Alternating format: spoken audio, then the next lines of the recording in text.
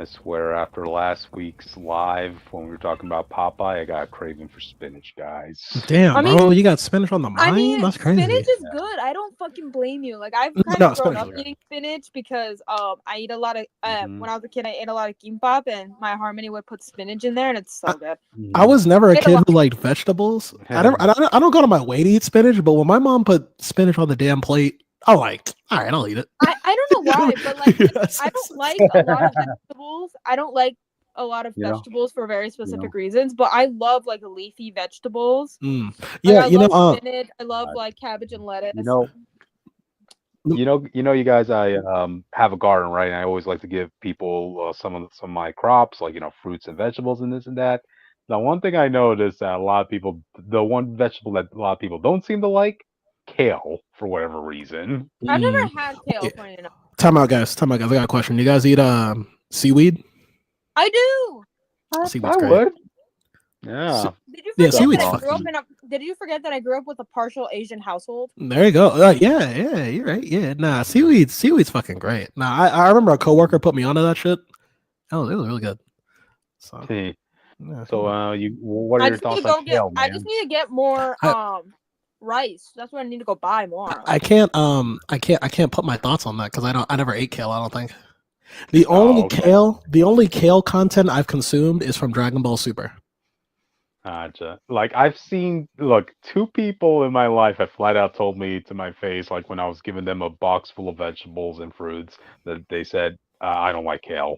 Like, Mm, wow, I'm giving you free stuff and you're saying you don't like it. that's Okay, true. okay. Well, Wow. someone in the world likes kale. That's probably some culture's thing, you know. I guess. Bro, Yeah. you picked like the what's the word I'm looking for? The smarmiest, schwarmiest look for Anthony Mackie. Like this dude, like he looks like such an asshole in this shot. Like he looks like he looks like he just Yeah. told you like a really shitty joke and he wants you to react to it. That's the way. Oh boy. I'm pretty sure he wasn't expecting the reaction he got, man. But No, probably not. yeah, Oh this is shit! one of those rare situations. This is one of those rare situations, audiences, where yeah, I know tonight's supposed to be all about our comic talks of the week, right? But something happened that was so big over the past 24 hours. Well, I shouldn't say 24 hours. No. The past week that now everybody's reacting to that we just have to talk about it. So It's because I have something to add to this when we get there, but it goes just to give a hint to the audience. It goes to like things getting lost in translation over the years, but we'll get into yeah, that. Yes. yeah, we'll get into that. Anyway, No. Oh, did we get a comment? already. Okay. Did Who's the new guy talking? Yo, Eh. that's the one and only Jake Tylenol, motherfucker. Nice to meet you, bro. Gotcha. How do you know? Also, the This thing is about a lot of Korean food, like especially spicy Korean food, is that shit lingers. who? Like that spice will Yeah. linger. Yeah. All right. Uh, Cryptid, set us off. Okay. Well, welcome to Comic Fanatic Live, the reviews of the week, audience. You're here with me, Cryptid Zeker 415. I'm Cryptid without the spinach tonight. So Yes, and it is I, Jake Tylenol, the one and only. New Mike, new me. How you doing? Austin's dead today, so I'll go next. Yeah, that's true. I'll bring him back later, don't worry. I'm Richter, also known as the Witch of Jotunheim, pronouns they, he, that has not changed. And I finally got a new 3DS charger so I can look at all my Tomodachi Life pictures on my gallery. There you go. I don't know why I have so many Tomodachi Life screenshots from there. I don't remember like any of the characters that I put in there. And together we form the Fanatics -1, and we talk about the news and reviews of the week. Today, on our special Tuesdays, we will be talking about the comic news, hence the title Fanatic Night Reviews. We'll also be at the very end, we'll be talking about some media news as Cryptid talked about. But we have a pretty light week, but knowing us, we'll stretch it to 12 o'clock anyway. We'll be reviewing some comics like TVA #1. We have we're gonna do a little retrospective on the Bionicle universe so far, the Toamatsu saga and the Toa Metru saga. We'll also be doing witches, our very own homegrown witches ongoing series, Avengers Academy. It's finally back, baby. Finally back after a week-long break. And we'll end it off with some Fantastic Four. And of course, we'll be talking about Anthony Mackie as we said Also, before. fun fact, guys, they're putting Joaquin Torres and I think Patriot in Contest of Champions. So if you play that, Ooh, stay cool. tuned, I guess. Wait, which Patriot? Which? Which one do you think? Well, I mean, it should be Ray Sean since Joaquin and Ray Sean seem to have a buddy, a brother Well, I hate sisterly to sort of burst your stupid bubble, but rivalry. according to this picture, it's Eli. Oh wow! You replaced Joaquin's Patriot with the former Patriot. Okay, now Ray Sean knows how it feels. Yeah. Oh, also, like which hold on, which we do have some social medias we got to get there. Yes, let me not deal with the lingering spiciness of my food and tell you the socials. That's what we're calling it now, besties. Anyways, please subscribe because we're trying to get to 100 subscribbles. You know, that was the thing I decided to say. I think by the way, time out real quick. Which I think thanks to you, we're at 58. I think we had 8 subscribers from last one. We're getting there. Yeah, we're getting there, besties. Yeah, we're at 58. We're at 58 subscribbles right now, guys. So please subscribe. You can also follow us on Twitter at Comic Phanatic 69. You know, because that's nice of you guys if you would follow that. Because sometimes you get the covers. If you like our covers, both the ones that I do and the ones that Cryptid does, they're all there. Almost all of them are there, besties.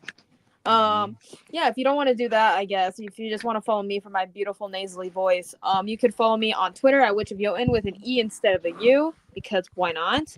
You can also follow me on TikTok and Instagram at witch_of_Jotunheim. I do post stuff on there. I just post a manga/comic book haul on my TikTok account, so go watch that. Be nice to hear about you doing that, okay? Anyways, you can also follow me on Tumblr and Blue Sky at Northstar Aria, and you can follow me on xiaohongshu/rednote at Witch of Jotun with a U. And don't mind my roommate's blowing his nose. I don't know why it's so loud. But if you guys want to be nice as well, you can watch our Castlevania Nocturne Season 2 review, which is currently at 285 views. Highest viewed thing on the channel right now. Yeah. There's a lot of views on here, surprisingly. Yeah. It's loading, so I can't tell you how many likes, but yeah. Wasn't it like 18? I think it was like 18. A lot of likes. Yeah. We got a comment. Tony saying, Jake sounds so crisp, I can hear the gumbo. He knows my roots. Yeah, okay. All right. But, all right. I guess with that, you guys want to get started? Yes, why not? I would love to do that. Gotcha. First off, we're starting off with TVA number 1. I originally wasn't going to get this book because I saw the roster lineup, and really nobody kind of really impressed me to say like, okay, I should go buy this. But I didn't buy it because I was like, I hate some of the characters. Yeah, Cryptid Captain Carter's on the goddamn cover. What you talking about? No one impressed. And also Sylvie, that bitch Sylvie is here. Yeah. Well, this is a variant cover, by the way, audience. Sylvie is not in this book. Thank you for sparing me from having to look at the main cover. Wait, the Variance Authority has a variant cover? Ooh. Oh, there you go. The meaning there. But anyway, I wasn't going to buy this book up until I found out a certain character was going to be in this book. A certain character actually would make sense to be part of this lineup. But I'll get to him momentarily. Is it Deadpool? The book. No, it's not Deadpool. It's Jimmy. It's Jimmy. Yes. Yeah. I mean, when Deadpool had his Venom War tie-in, the one where he fused his body with his daughter. Yeah, I know it sounds real creepy, but hey, it was awesome. All right, and Marvel, please make a legend figure of that. All right, it's Princess Deadpool. Okay, but by the end, Jimmy Hudson gets taken by the TVA because Jimmy is he's in a weird predicament because he shouldn't be in this universe, and at the same time he doesn't fit in his old universe because it's destroyed. It's destroyed, yes, and on top of that, like I always say, Jimmy Hudson kind of represents the worst part of being a biracial character, where he's not mutant enough to be part of any of the X-Men lineups, but at the same time, he's not Venom enough to be part of whatever what's going on with Venom's whole events and that stuff. Did Dang, you You just man. know? say he's biracial? No, well, Well, technically, yeah, right. exemplifying that, Mm. which he's not enough of both sides of properties to be in part of any of them. It is Oh, weird that during all of Krakoa, right? Which Jimmy wasn't part of that, and during the height that was Donny Cates' Venom run, which brought in as much Venom lore as possible, they didn't bring in Jimmy. You Keep know. in mind they don't want to bring back Marvel, so do you think they really give a shit about Jimmy Hudson? Well, I mean, he had an excuse to be part of it. That's what I'm saying. He has a poison symbiote in him, you know, but they didn't use him there. Trust me, if they're not You gonna know, put in your faves, they're not gonna bring Mm, back my faves. gotcha, Okay, so we both gotta gotcha, suffer in one way, shape, or another.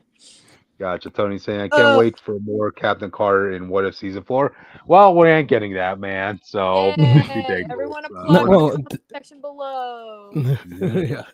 Yeah, yeah. 4 Fuck. more years of Captain Carter. The Carter So administration's going great. I blame the cosplayers for that because as soon as as soon as people saw that get up for Captain Carter, that's when Marvel's like, okay, there's definitely an audience for this. A lot of people seem to want to be buying her merchandise now that she's a Captain America status. So yeah, that's why they're continuing her character. So, Hmm. but yeah, let's go back to the book itself, right? It starts with who else? Spider Gwen.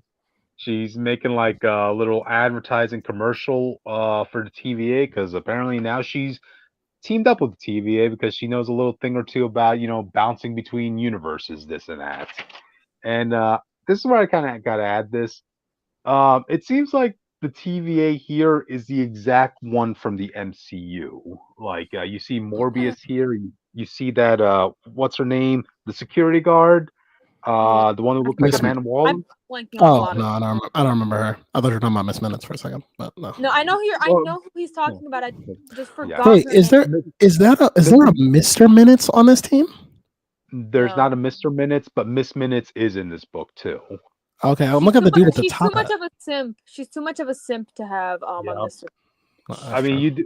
and they do reference events that happen within the MCU movies, like Morbius is saying Loki did something that fixed the timeline, but we haven't seen him in a while, so we don't know Okay, what exactly he did.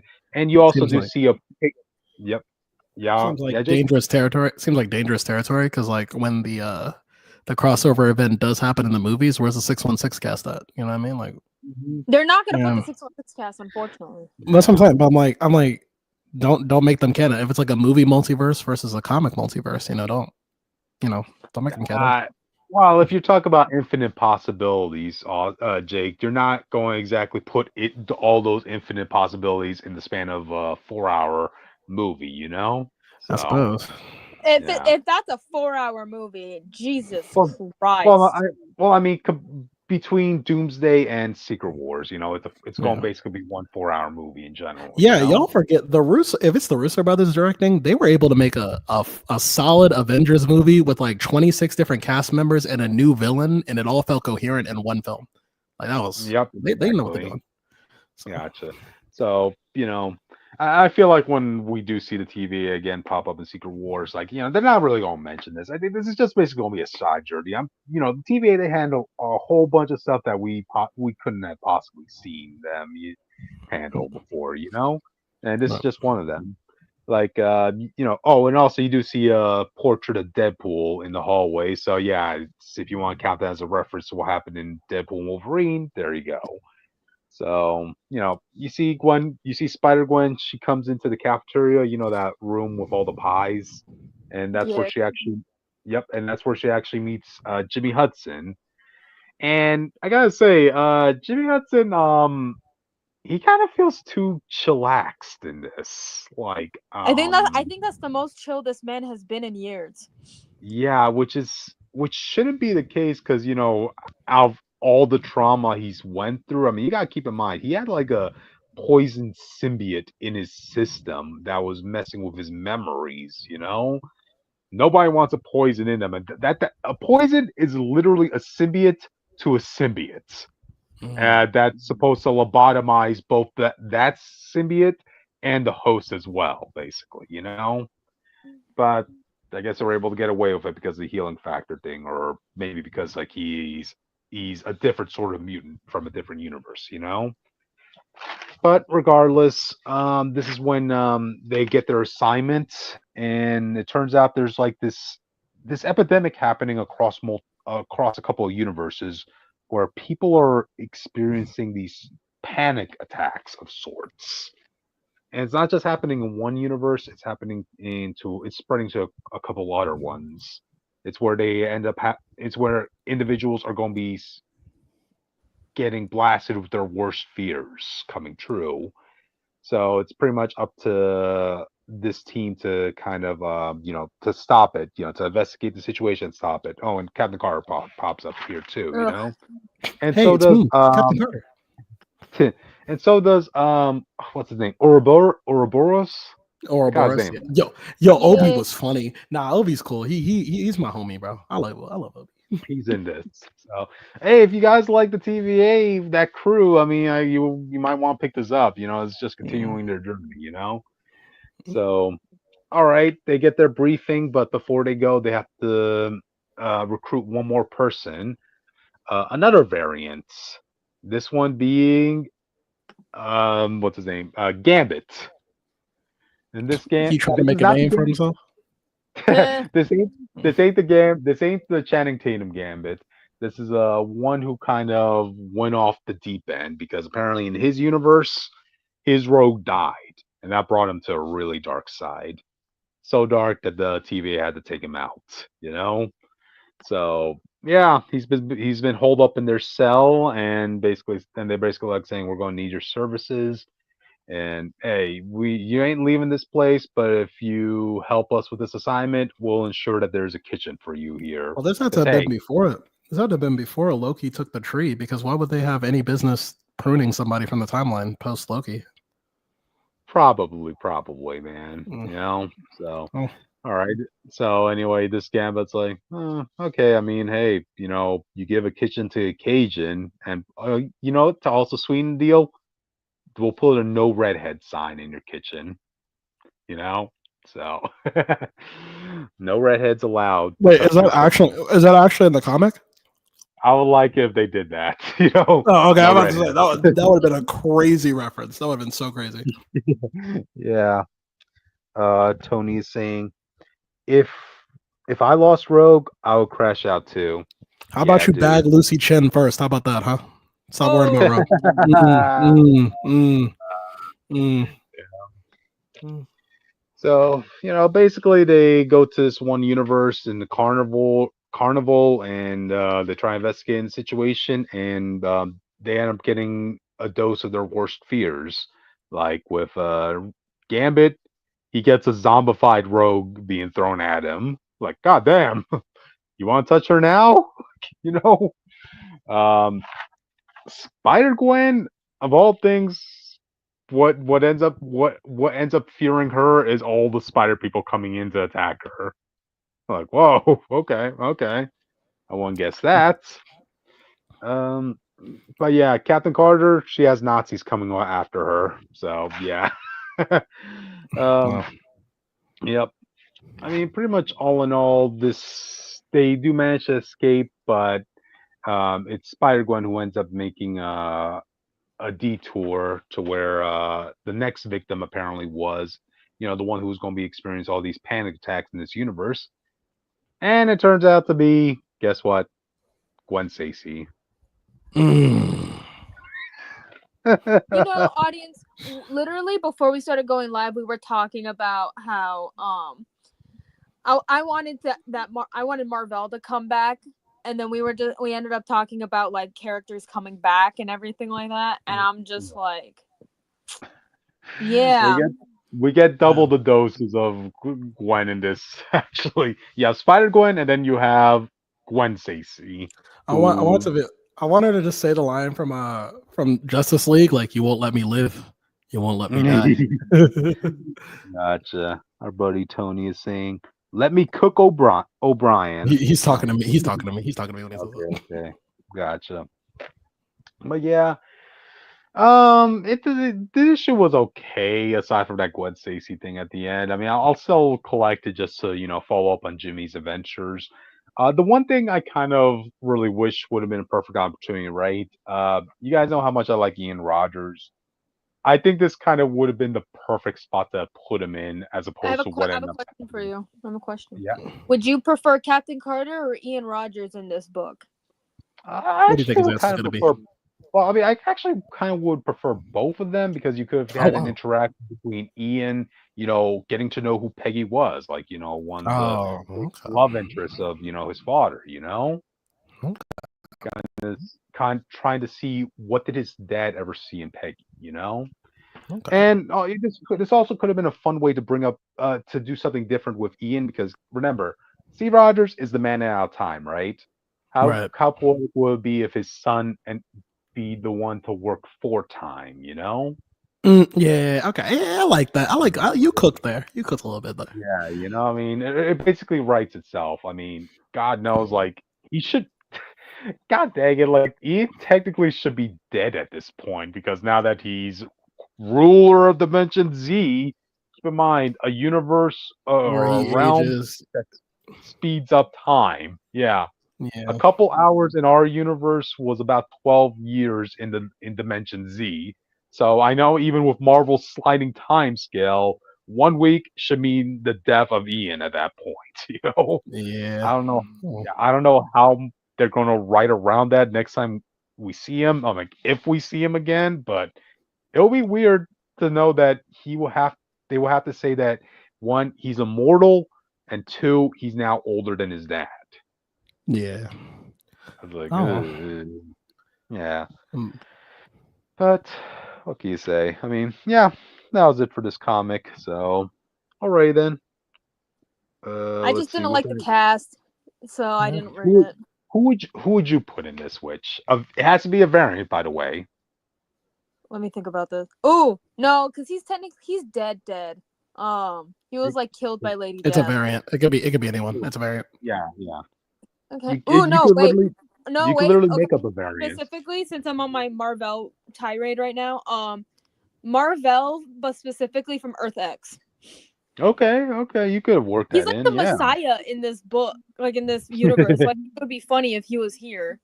yeah. Variant. Continue Because on the journey. hey, if Earth X Wolverine can get the spotlight and actually be a likable character, I think you could do that more. I was gonna say Lord Marvel, but he's like dead, and also like he's mine. I Well, called it. Gotcha. there you He's go. I my see that Marvel work. variant. I can There you fix go. him, Yeah. guys. I can fix him. That could work, and it doesn't interfere with Marvel status quo of bringing back the OG Marvel. So Ah, you want Marvel's his variant. character, but Yeah. yeah. Otherwise, that's pretty much it. All I have to say. So okay, we can move on to the next one. Mm. All right, And take guys. your time. I'm eating my I want tteokbokki. to first off, I want to give a shout out to Iconic Stills. This is a Bionicle guy who's been making art books for the Bionicle universe. And these are his renders. These are his 3D renders of the one I'm showing. There's gonna be another one later. Okay. And these are like fucking good. These are fucking Good. gorgeous. I mean, look at this shit. Look at this art. Oh my god. Mm, Um, a bit canonically inaccurate because actually no, it's not. It's perfectly canon. Anyway, so mm, today we're going to be talking about we're going to do on the road to our third island in the Bionicle universe. We're going to go mm, take one quick look back on the islands we were on before. And the first island we're going to stop on is Matanui, where it all began. And I'm just basically just going to cover up my feelings about the story so far. Just one concise thing as opposed to the reviews, the arc reviews I do every week. As far as the Toamata saga is concerned, it's a good origin saga. I really like this. I like it. I won't say it's like my favorite. I remember as a kid, I didn't really care about the Toamata because you don't really get a lot of them in the movie. The only movie with them in it. But I do know that like reading the books, I've come to appreciate all their characters and quirks a lot, especially Tahu. Oh my god, Tahu is so fucking funny. Tahu, for those who don't remember, is like if you put Raphael and John Walker together and they got the lead team, and it is just hilarious watching him work. I like how he takes so much pride in being a Toa. It's like there was a point where they, when they evolve from the Toa Mata to the Toa Nuva. There's a moment where the Matoran are talking, and they're talking about their Toa that protect them, and they say just the name Tahu, and another Matoran goes, "You better refer to him as Tahu Nuva because he's been on every Toa, getting them to make sure that they tell us to call them by their Nuva names. So you don't say Tahu anymore; you say Tahu Nuva. You say Gali Nuva, like you say the full title. I like that's only something Tahu. Well, say it again. You do not mess with their new names after all, Yes. So. Tahu, in Tahu's mind, he's worked for it. He's earned it. He's ascended. So everyone's gonna respect his name. My tongue is burning right now. That's Tahu. He did that for you. He burned your tongue. Thanks, Tahu, for making my tongue burn. Yes. I also like the Toa's dynamics as well. I think all three books really shines once the Toas start interacting with each other. I think one of the biggest weaknesses of the original trilogy of books I was reading is that it follows a formula to a fault. And we'll slowly start breaking out of this, but the Toa get a mission, they split up in their separate ways to go complete the mission. They do team ups, and then they come together at the end to fight the big bad. And it's repeated every book. Oh, and there's also a moment when at least one of the Toa Mata or Toa Nuva get mind controlled, basically. Okay. Happens every time. If it was legal for the first two books, I remember reading it and this dude got mind controlled again. This is insane. But then the third one, in the Mask of Light, it was Tahu. And I was like, okay, well, I do but I think where the Matanui saga really shines is where Bionicle shines as a whole. The world building is fucking fantastic. And for fans of Bionicle who knows where this story goes, this is I know people use Gravity Falls as an example, but this is the proto version of Gravity Falls is. Everything you learn here is going to be so much more relevant by the time you get to the last book in the saga. Yeah, that's and it's going to be the same for every book you read. Everything leads to one point. There's going to be a massive plot twist in this whole story that changes the whole way you see every book you've been reading. And I see the foundations for it, and it's so fucking brilliant. But yeah, as terms of the Matanui inhabitants themselves, I really love something I really love about them is the Matoran themselves. So the way the Bionicle hierarchy works is you have the Matoran, these are the workers, these are the civilians. Think of them as the kids, even though they're not really kids. You have the Toa, who are your protectors, and the Turaga, who are your elders. The Matoran have been fighting for their lives for 1,000 years. They have been fighting off Rahi beasts, feral animals that have been sent by the Bakuda for years before the Toa Mata show up. So when the Toa Mata show up and they try to save the day, the Matoran are happy that they're there, but they don't take a back seat. They might be the people that the Toa need to save, but the Matoran are perfectly capable of saving themselves. I remember in the second book, there's a part where they talk about how the Borakal just start the Borak and Swarm start invading everywhere, and the Toa are kind of spread thin, and they can't be everywhere at once. So Matoran's you know what? Why don't I just build something to fight the Borak? And he does, and he builds an effective combat unit to help at least hold off the Borak, because he's I'm not waiting for the Toa to save me. I'm gonna save myself. And I really like that moment. There's also even a moment too. I'll get into that a bit later, but there is a moment too. There's a lot of character development with the Matoran specifically. Our main one being Takua, who I think Takua just has a fantastic arc. Takua's arc is very unique. I've never seen anything like it, where Takua is your self-insert character, but he grows out of that by the end of the saga. And I think that's really cool. In the first book, though, one of my highlight moments, I think, is the Toa Mata versus the Makuta, because this is when you realize this shit is they got some horror elements in the Bionicle universe. Okay? Horror? That's horror. That's a weird word. I'm just gonna be 100% real. Horror is so weird. Yes. That just looks like what I imagine a Bionicle Doc Ock looks like, man. You know? Yeah, this is just like a fan recreation of the moment, but it's really cool. In the first book there's a scene where because they keep hyping up the Makuta, like you're gonna have to go fight the Makuta in the first book, and so they all come together, they go down to the pits of hell. Well, they go down to the pits. It's supposed to be like hell, like, allegory. And they fight their trials, they go through their demons, they fight their inner selves, and then they get to Makuta. And Makuta's just like a little Matoran. And I remember them just being like, they're just like, oh, you're like a little guy. And then Makuta's like, well, what did you think I was gonna be? Oh, you thought I was gonna be like some big imposing guy? Like, I'm the shadows, I'm everything, I'm nothingness. Like, I could be whatever I want. And they keep but there's like 6 of us. Like, if that's all you are, we're gonna take you down now. And he's like, oh, that's what you think. And he turns into this giant shadow monster, and he just starts dragging the Toa through the shadows and everything into the darkness and like beating the shit out of him. It was like, oh my god. But the Toa do defeat him in the first book, and I do also like that there's a clear objective in each saga. And the Toa Mata saga, the whole objective is the Toa are here to protect the Matoran, but their overall destiny is to wake up Matsunui, who's been put in a coma by the Makuta. And they keep facing a couple of trials on the way. But I think my favorite trial by far would have to be the Borak. I think these are just the best Bionicle villains, period, because when you actually break down what they are, it's like an ingenious enemy specifically for the Lego brand. Lego is specifically about you building things, like building shit, building things up and, letting your creativity flow. The Borak's entire purpose is to tear your shit down. I keep forgetting that this is a Lego property, so every time you talk about it, I'm just like, oh shit, yeah, this is Lego. Yeah, this one they were financially big for Legos.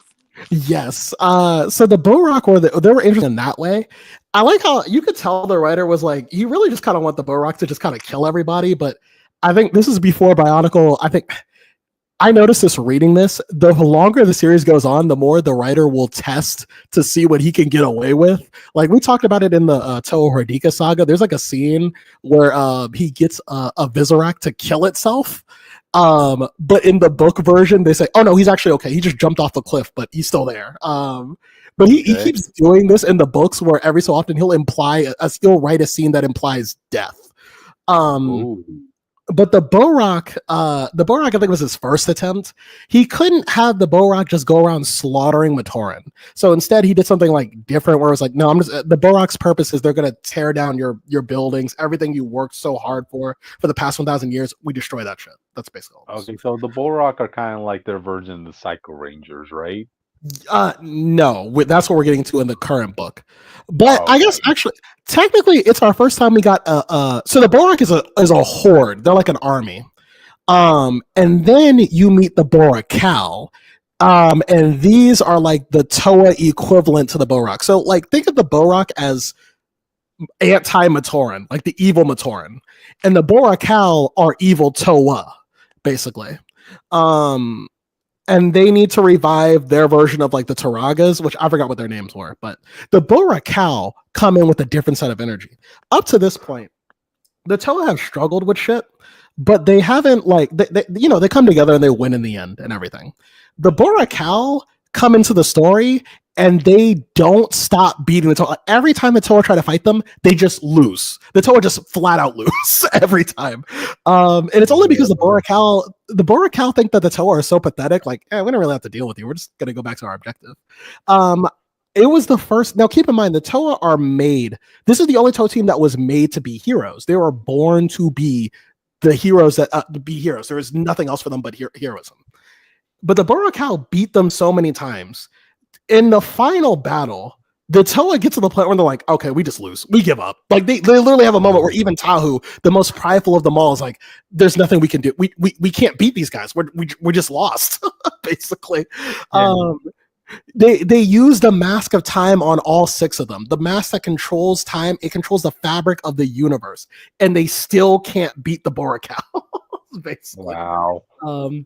The only way they're able to beat them is by using their powers against them. That's basically how they win in the end. And it was such like an intense arc. I remember like the first half was just kind of repeating beats from the first book. The second half was so intense. I was like, okay, I'm hooked. I can read as many of these as I need to at this point. But yeah, these are one of my favorite enemies here. Then we had the Rakshi. This was a part of the Mask of Light arc. These are called the Sons of the Makuta. Makuta basically takes pieces of them and he puts them in these little robot bodies, and the Rakshi go out and do his missions for him. The Rakshi weren't as interesting to me as villains. They were more supposed to be powerhouses for the Toa Nuva. You know, they kind of they beat the shit out of them, but I mean, they never felt like much of a threat. Their express purpose was to kind of just use, so their staffs right here, they give them like superpowers. One of them puts fear in Tahu and it turns Tahu evil briefly, because you know the Toa Nuva always got to get washed or something. But that wasn't really the Toa Nuva weren't really the main characters of the story. This story is really about Takua, again, your POV character who's now become his own character. This book is about his story, and how he goes from a character who just wants to observe everything to being like, I need to grow up and I need to take an active role into the universe around me. And because of his bravery, he becomes the seventh Toa, Takanova. Ooh. Yeah, and he's the one to lead the final battle against the Makuta and fulfill the prophecy and bring light back to Matanui. And because Matanui's awakened, it opens the doors to seeing Metru, the island that was locked off to the Matoran of Matanui for so long. So, I think in terms of the story, I like it. I just don't like it as much as the Borakal stuff.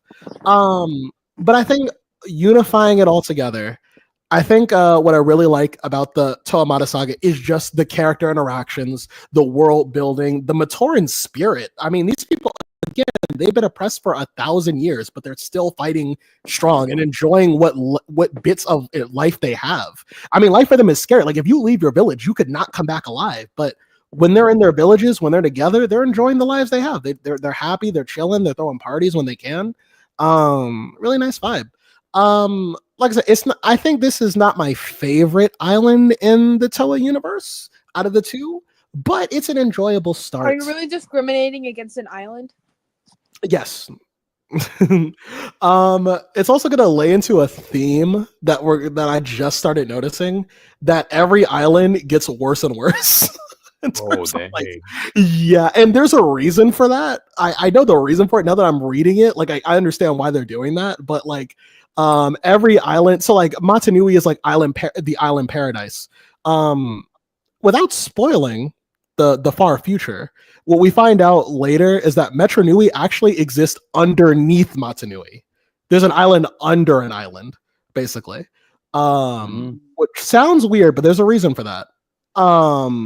But yeah, I guess without spoiling too far ahead, the Matanui saga, again, it's a very enjoyable read. It's not as gripping as the Metru saga is, but it's a great start. It lays the foundations for a lot of stuff that the Metru saga will pick up on and really expand and make even better.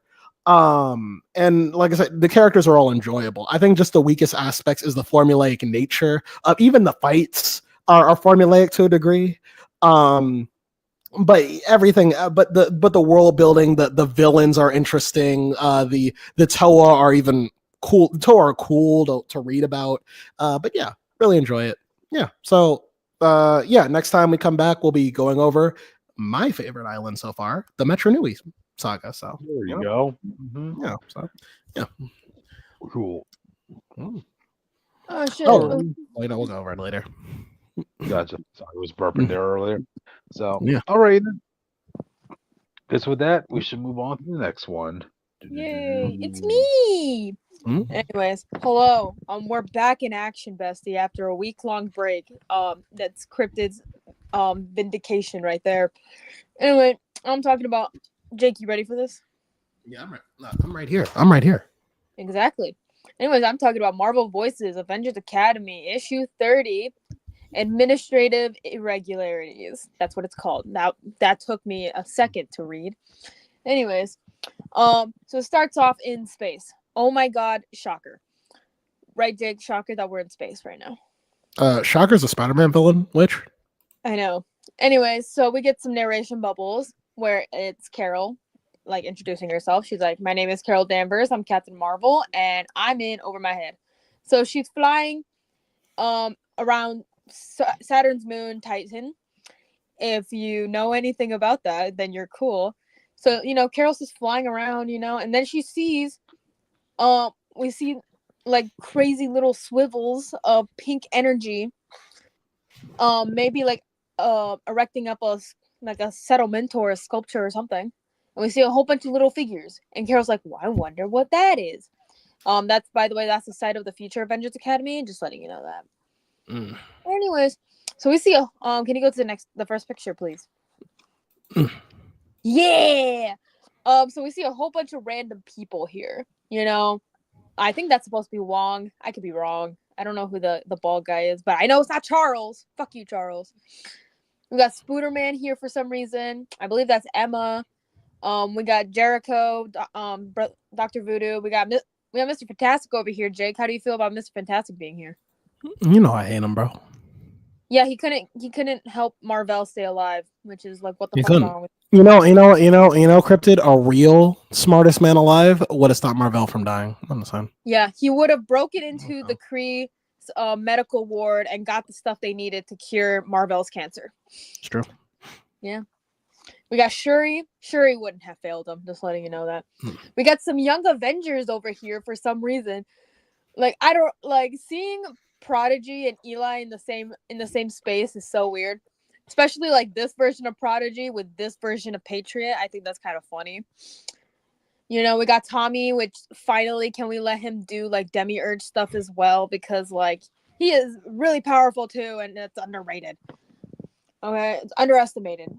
Anyways, yeah, I don't know why like most of these characters are here, but anyways, so Carol's like, "Oh, gang's all here. Like, what's up, Wiccan?" And Billy's like, "Oh, it's a crystal. It's a fragment of the Macran, and it's up to something." Me and Teddy came to pay our respects to Captain Marvel, the first one, Marvel. And Teddy's like, "My dad's grave," and here it was again. And she's like, "Again?" Keep in mind, Carol doesn't know magic stuff all that well. But I do remember a whole bunch of the Paradox stuff because of the Macran crystals, by the way, because I actually do read comics sometimes, guys. Oh my god, shocker, I read. Jake, isn't that a shocker that I read? I know how to read. I am shocked. I know. I'm not illiterate, guys. I can read. Not well, but I can read. Anyways, so I think it was Billy. He was like, yeah, we started noticing it a few months ago. Like many of us at different moments in our lives, we encountered a gem fragment as adults, as kiddos, stitching itself across heroes' lives, and we see like some of the comic panels from the Paradox stuff. We also get to see Justin's grandfather, which is cool, I guess. I don't know why he's here, but he's here. Just kidding. Yeah, I know why. He wanted to grab the Macran crystal. Don't worry about that. And Billy's like, yeah, we don't know why the crystals keep showing up.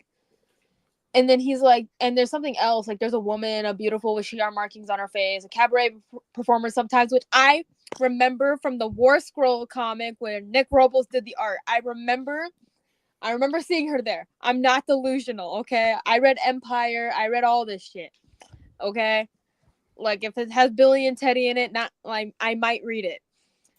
Keyword might, because I haven't read that Guardians run where they were in it. So sorry, but regardless, so Billy's like, yeah, we thought she was just like a coincidence, and Teddy was like, but we think she's guiding us towards something. And Billy's like, yeah, we think she is the crystal. Like, hear me out. Like, now it's building. Well, I think it's a school. Carol's like, huh. Let's see what we can learn, besties. So we're now at the Avengers Academy. Now we're in the present. Yay! Hey. And so we get more narration from Carol saying that I think it surprised people when I took this job. It surprised the shit out of me. I can tell you that much.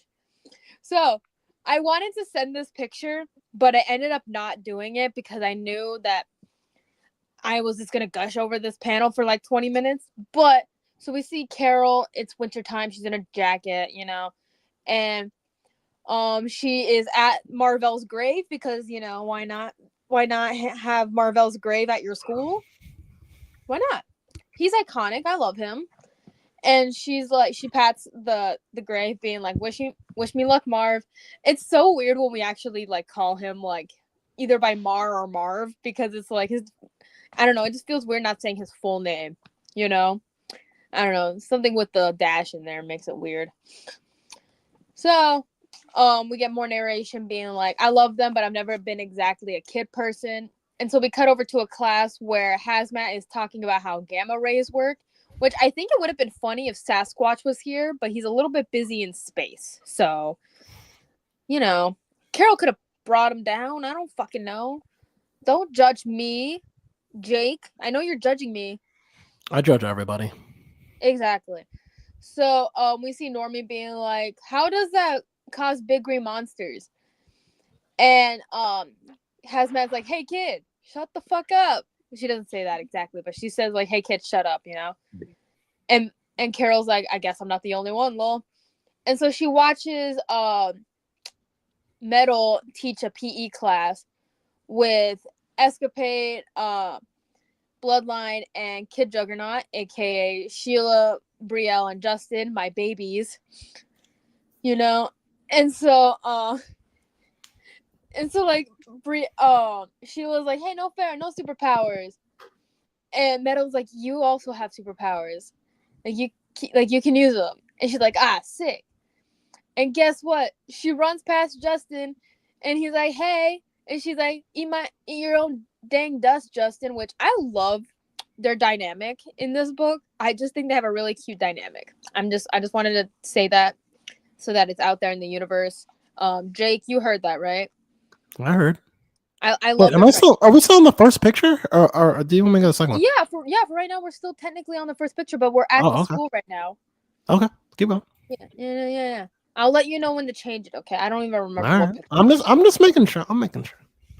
Okay, so we see Carol walking around the school with more narration. That her dad was volatile. She ran away so many times, and eventually it stuck and listed, and I was gone. And then she became lost again. Like even home felt lost, and something that never was. And so we cut over to the Midnight Chapel, and you can switch to the next picture now. Oh, see, there's my time. Yeah. So, guess who we see? We see Nathaniel. Hey. And he welcomes Carol, and he's like, I thought you couldn't find and Carol cuts him off, and she's like, Dr. Strange gave me some very patronizing tips, like looking at one of those cross-eyed stoner pictures. All right. So one more time. Who the fuck are you? And he's like, I'm a Mortis, chaplain of the Midnight Expanse, servant of blah, blah, blah. And he gets cut off again, and she's like, no, simpler for my little non-magic brain, legit valid, honestly. And he's like, I'm Nate Richards. I was going to be King the Conqueror, then I died, so now I won't. Instead, I guard time. And she's like, are you evil? And he's like, I don't think simpler. No. That's all we need. Okay. And like, she's like, welcome aboard. Coffee's in the lounge. Do not use my mug. So we cut over to a little date, okay, with her and Rhodey. Jake, I have to ask you a question. Are they still dating? I don't even fucking know anymore. That's why I was asking. I mean, what do you think evidently there. What do you think of their relationship? I have to ask. I know that started like in like Civil War II, right? Like that was like roughly around the time. Oh, was that in her comic? I remember like it was either in her comic or Civil War II they started dating, and I thought they just kind of got over it. I didn't think it was like a thing that kept going, but honestly, I don't know. I don't keep up with a lot of Carol stuff nowadays. I'm not gonna pretend like I know Rhodey from the comics like that, and I also don't know Carol from the comics like that. I'm not gonna say like it's inappropriate. I don't care. I mean, there are worse relationships out there. I'm just saying. I don't even know what's a bad relationship, to be honest. Audience, if you know anything about the relationship, please let us know in the comments because we're stupid and we only like to read what we like. Yeah, this is an Austin question. This is what this Austin, is. if you're watching this, let us know what you think. You know what? I'll just DM him later. It's fine. Okay. Anyway, so we see her on a date with Brody, and he's talking about like a mission that he was on, and she was like, Brody, I was there for it, and he was like, you were? And she was like, yeah, I was. And he's like, oh shoot, yeah, you're right, sorry about that. And she's like, it's fine, I do it sometimes too. And Carol's like, do you ever feel like you're dating the boy version of yourself? And he's like, I wouldn't date the boy version of myself, Carol. And she's like, right, sorry, that's not what I meant, obviously, I just meant. And he's like, what do you mean? And she's like, you know what, never mind. And so we cut over to her bedroom, right? Because she has a bedroom. And it looks pretty sick from what we see. And guess who did the do with Rhodey with James Rhodes? She did the dirty. Was it Jane Foster? Yeah. All right. I'm kidding. It was Rhodey. It was Rhodey and Carol. They did the do. And her hair is still braided.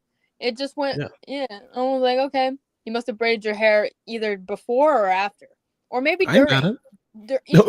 During the nasty. Nah, I don't. Nah, that means he did a bad job, bro. That means he was not doing good. I don't know. It just looks like her hair is braided. I don't know. Maybe it was afterwards. Which I'm not gonna get graphic, but if a girl has time to braid her hair, well, like you're doing something wrong, bro. That's crazy. Nah, that's not great. Maybe she's just that powerful that she could do that. I'm kidding. Anyway, so she heard some loud snoring, and she goes into the boys' dorm, and just like my Harmony, I'm not making fun of, but she also does snore. So, and guess what? Guess who else snores? My baby boy Justin. He's snoring, and so we see Aaron having pillows around his ears, and he's like, "Hey Carol, like, hey Colonel Danvers," and she offers him earplugs, and he's like, "It's okay, I'm deaf in one of them anyways," and he stops around 4 a.m. and she's like, "Hey, sleep tight, Cap," and he's like, "You too, Cap." They can do that. They have that ability to do that. And so she's just walking around the school as you do. And she's like, so many of these kids are runaways and misfits. I just want them to have what I never did, a chance to be happy. She looks out the window and we see a little narration bubble that says to be loved. And she's like, oh, so guess who we see sneaking around doing cute couple shit? I could tell you this. It's not the gay boys. It's the gay girls. Yeah, so Sheila and Brielle, by the way, if you were curious. Oh, okay. I love them. This was a pairing that I did not expect because I didn't read too much on Escapade outside of her debut, like, one-shot issue in Marvel Pride, but I love her relationship with Brielle, like, it works. It's cute. Anyways, I don't even remember what pictures I sent to you, but let's double check before I continue at the foyer. I mean, there's like 2 more. Okay, yeah. Okay, no, I know. Not now. Anyways, I got booted back to the front, so you gotta give me a second. But yeah, no. Yeah, she saw that. She was like, oh, okay. Mm-hmm. So now she realizes something. Why is my iPad scrolling so fucking slow? Oh my god. It's like I get booted off and then all of a sudden it's scrolling like hell. So my arm's doing a workout. So anyways, how are you liking the issue so far, Jake? So far it's doing its thing. Yeah. We get a bit more insight on Carol as, the headmaster. Yeah. I just want to imagine that, like, Marvel comes back and, like, he sees the school and he's like, what the hell is happening here? Oh my god, why is this going so fucking slow? Like, I know they're not going to bring back Marvel. Yeah, I can give me a second. I'll just find it. You sent me don't change the picture yet. Don't picture. I have it on the Discord. It's Captain Marvel and this girl and this person can't identify him. It's Carol with the 2 people. Yes. No, there's Carol with a guy who said, with a them that says, I don't believe it did until about 48 hours ago. Okay. That's up. That sound familiar to you? Okay, we're back. My arm hurts now. So we're at the Academy foyer. And so she has all the students there. And she's like, okay, so it's come to my attention that some of you are dating, which is fine. And it's great. I love that for you. It also has come to my attention that the second floor dorms have spontaneously doubled in size. So Normie's like, it could do that. And Lunella's like, the school is self-generating, Normie. Like, it's fine. And Normie's like, Lunella, remember, I went to a private school where our grades were mostly based off of our parents' donor tiers. And that's not how private schools work, but okay. Whatever. He went to a private school in the Marvel universe, okay? And so Lunella's like, yes, it could do that. And so Carol's like, so in the interest of, I don't know, minimizing drama and all that stuff, everyone is getting their new room assignment. And so Sheila's like, what do we do? And Riel's like, we'll yearn, we'll pine. And Carol's like, you'll get over it. She's like, the individual dorm closets are twice as big.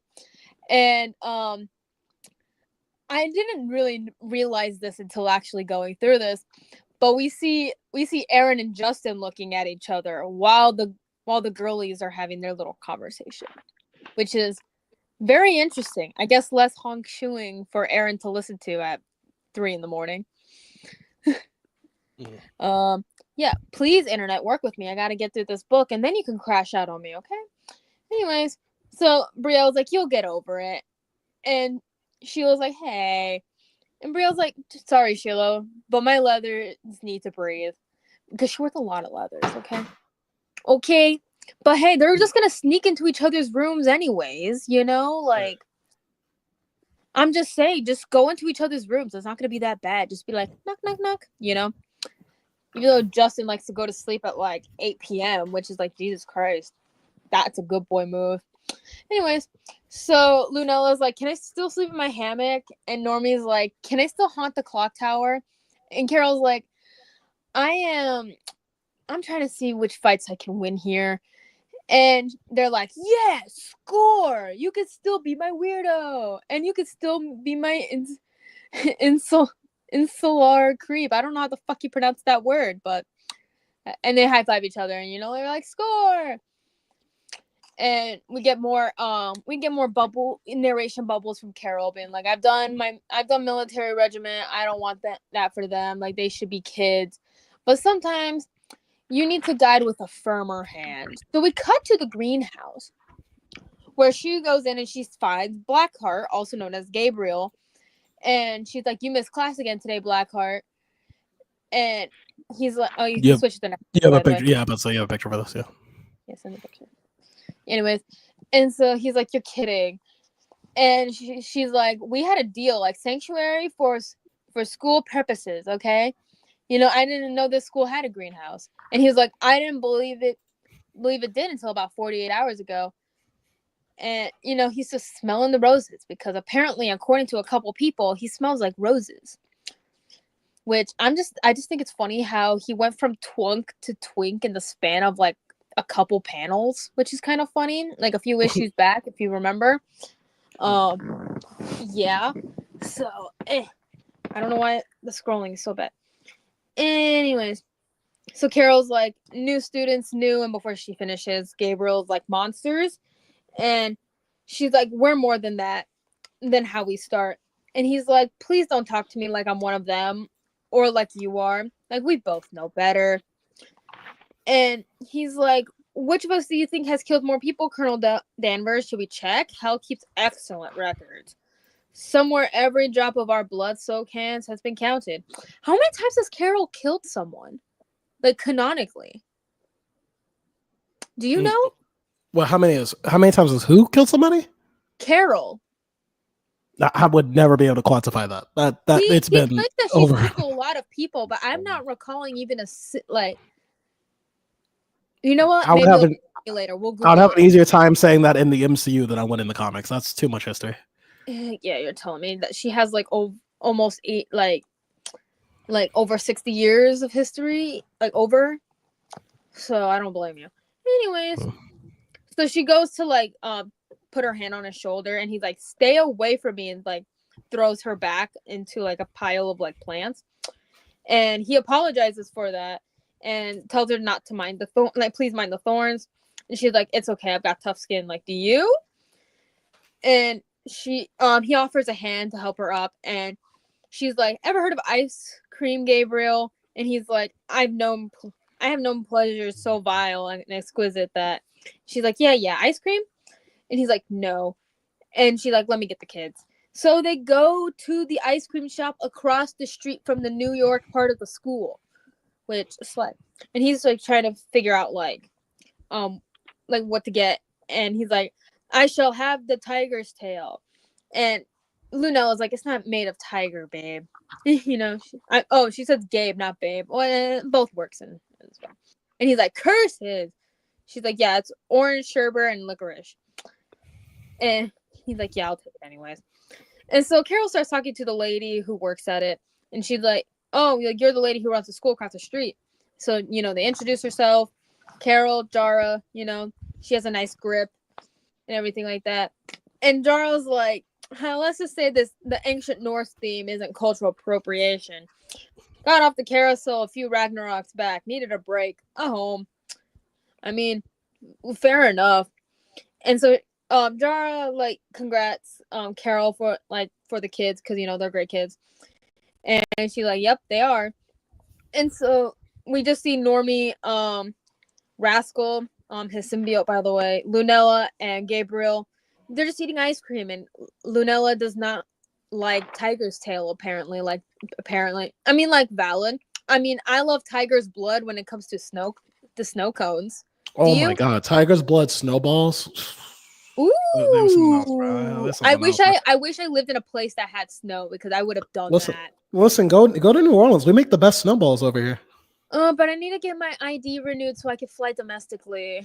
I need to get that stupid little star. I mean, I'll probably do it after my birthday, because like I have time. I have until May, you know. Okay. Anyways, so we get more Bublé's, you know, narration Bublé's, and she's like, Carol's like, I'm not a fool. Like, I know what the world does to people like us. I've tried controlling it, policing it, which is true. If you read any bit of Civil War II, you know. And she's like, maybe it's time for something new. Maybe it's time to teach it. And so we see a lady in a pink shirt and black leggings, because that's a comfortable fit. Do not change the picture yet. I will let you know when to change it. Understood. And so she's like, how goes the new term, Principal Danvers? And Carol's like, you haven't told me everything, McCran. And she's like, of course I haven't. Carol's like, are the students safe? And she's like, no. Like, all around us, enemies amassing, dangers gathering, and she shows us that Sinister Six, which realistically, most of these people aren't really evil. Like, why was like Squid Kid over here being like, I want to make evil people, like an evil group? It's like most of these people aren't even evil. Okay, Jake, you hear me? Yeah. You know, one was turned into a vampire, not because she wanted to. She's just trying to survive. You know, Mysteria, he's just like, you know, he's like a Robin Hood character. Rhinoceros, I don't have too much on her, but she seems pretty fucking chill, you know? So, like, what the fuck? Anyways, so going back to it, McCran's like, the next month shall be a crucible, a forge. But this is still the safest place for them. Also, we see Sin. We also see Juggernaut. Not really most of the Juggernauts how we've seen in relating to this book, but I think this might be Kane Marco, but I cannot guarantee or deny which version of Juggernaut that is. Anyways, so yeah, we see Mephisto. We see that. And McCran's like, I promise that this is the safest place for the kids right now, like the school. So keep them locked in the school, besties. Anyway, so Carol's like, they're just not ready. And McCran's like, they'll have to be. Like, the Reaper is coming across the gulf of space and time, then everything ends. Can you like switch to the next picture, please? The last picture? Yeah, that's it. And then she's like, and then everything ends. And so it ends. You see what I did there? Mm-hmm. So it ends with more narration being like, my name is Carol Danvers and I'm in over my head, but you come for my kids, you go through me first. Which which is what you have to do if you are a teacher. That's one of your like main things is that you have to protect your kids. Like protect your kiddos. Just saying. Anyways, that's it. How'd you like it, Jake, this time? Well, it was all right. Listen, another Avengers Academy adventure. You know what I'm saying? Stay tuned till next week, hopefully, where I can talk about more Avengers Academy. I cannot predict anything that's going to happen because I was so wrong the last time that I'm low-key traumatized now. Yeah, bro, you lost your touch. I know. I'm just going to read it and then I'll come back to you. Well, all right, Cryptid Witch, we're back to a familiar spot. All too familiar. Welcome back to Metru Nui, everyone. Yay! Yeah. Okay, so I got a question for you. Toa Mata, Toa Metru, how we feeling? They're Toas. No, but like which ones we like in the design? That's what I'm asking. Which one's this one? We got, so this is Toa Mata. This is the original team. This is our main character team. Okay, main character. So there were like old people in this one called the Taragas, and when they were younger, they were Toa. This is what they look like when they were Toa. So yeah. I kind of like the other design a little bit better. Toa Mata, mainly because it looks like it's popping more, Okay, I think this what you were showing me right now, the Toa Metru. This looks like something I would see. This looks like Zack Snyder's version of Bionicle right here. Don't ruin me like that. Don't ruin me like that. The gray undertones, the colorless undertones. You ruined me because I'm going to tell you this is my favorite Toa team so far. Favorite Toa team. There's only 3 Toa teams in all of Bionicle that we follow, and this is the second of 3, and this is the Toa Metru. These characters are, so we've met them before loosely in the Toa Mata series when they were just the Taraga. You had Taraga Vakama, Taraga no Kama, Taraga Matau, Taraga Nuju, Taraga Onua, and Taraga Wanua. I don't like how they're similar names, but this is what they look. Process all of those names because you just said those rapid fire. I'm just like, Jesus. Yeah, no, I know. Listen. When you read the first Bionicle book, it's going to be like that. It's going to be like you're going to see a bunch of names and terms because this is not Earth, okay? We never meet a human. That was literally me reading like Chinese like Danmei for the first time, like experiencing Danmei for the first time. I was like, why do all these bitches have like a million names? Can you stick to like 1, maybe 2 names and a title or 2? Yeah, so like the thing about the Bionicle, like 3 names and 5 titles. The thing about the Bionicle universe that makes it unique is it's not Earth. It's not trying to be Earth. You might see some similarities to humanity, but they ain't humans. Okay, so they got their own world. So when you read that first book, that's really like that's the story telling you, hey, you better buckle up now. It's not going to get any easier. But anyway, the Metru Nui saga's plot is actually, it's really complex, more complex than how the movie showed it. Just the overall general plot is this takes place 1,000 years before the events of the Toa Mata saga. This is back when all the Matoran didn't live on Mata Nui, they lived on Metru Nui.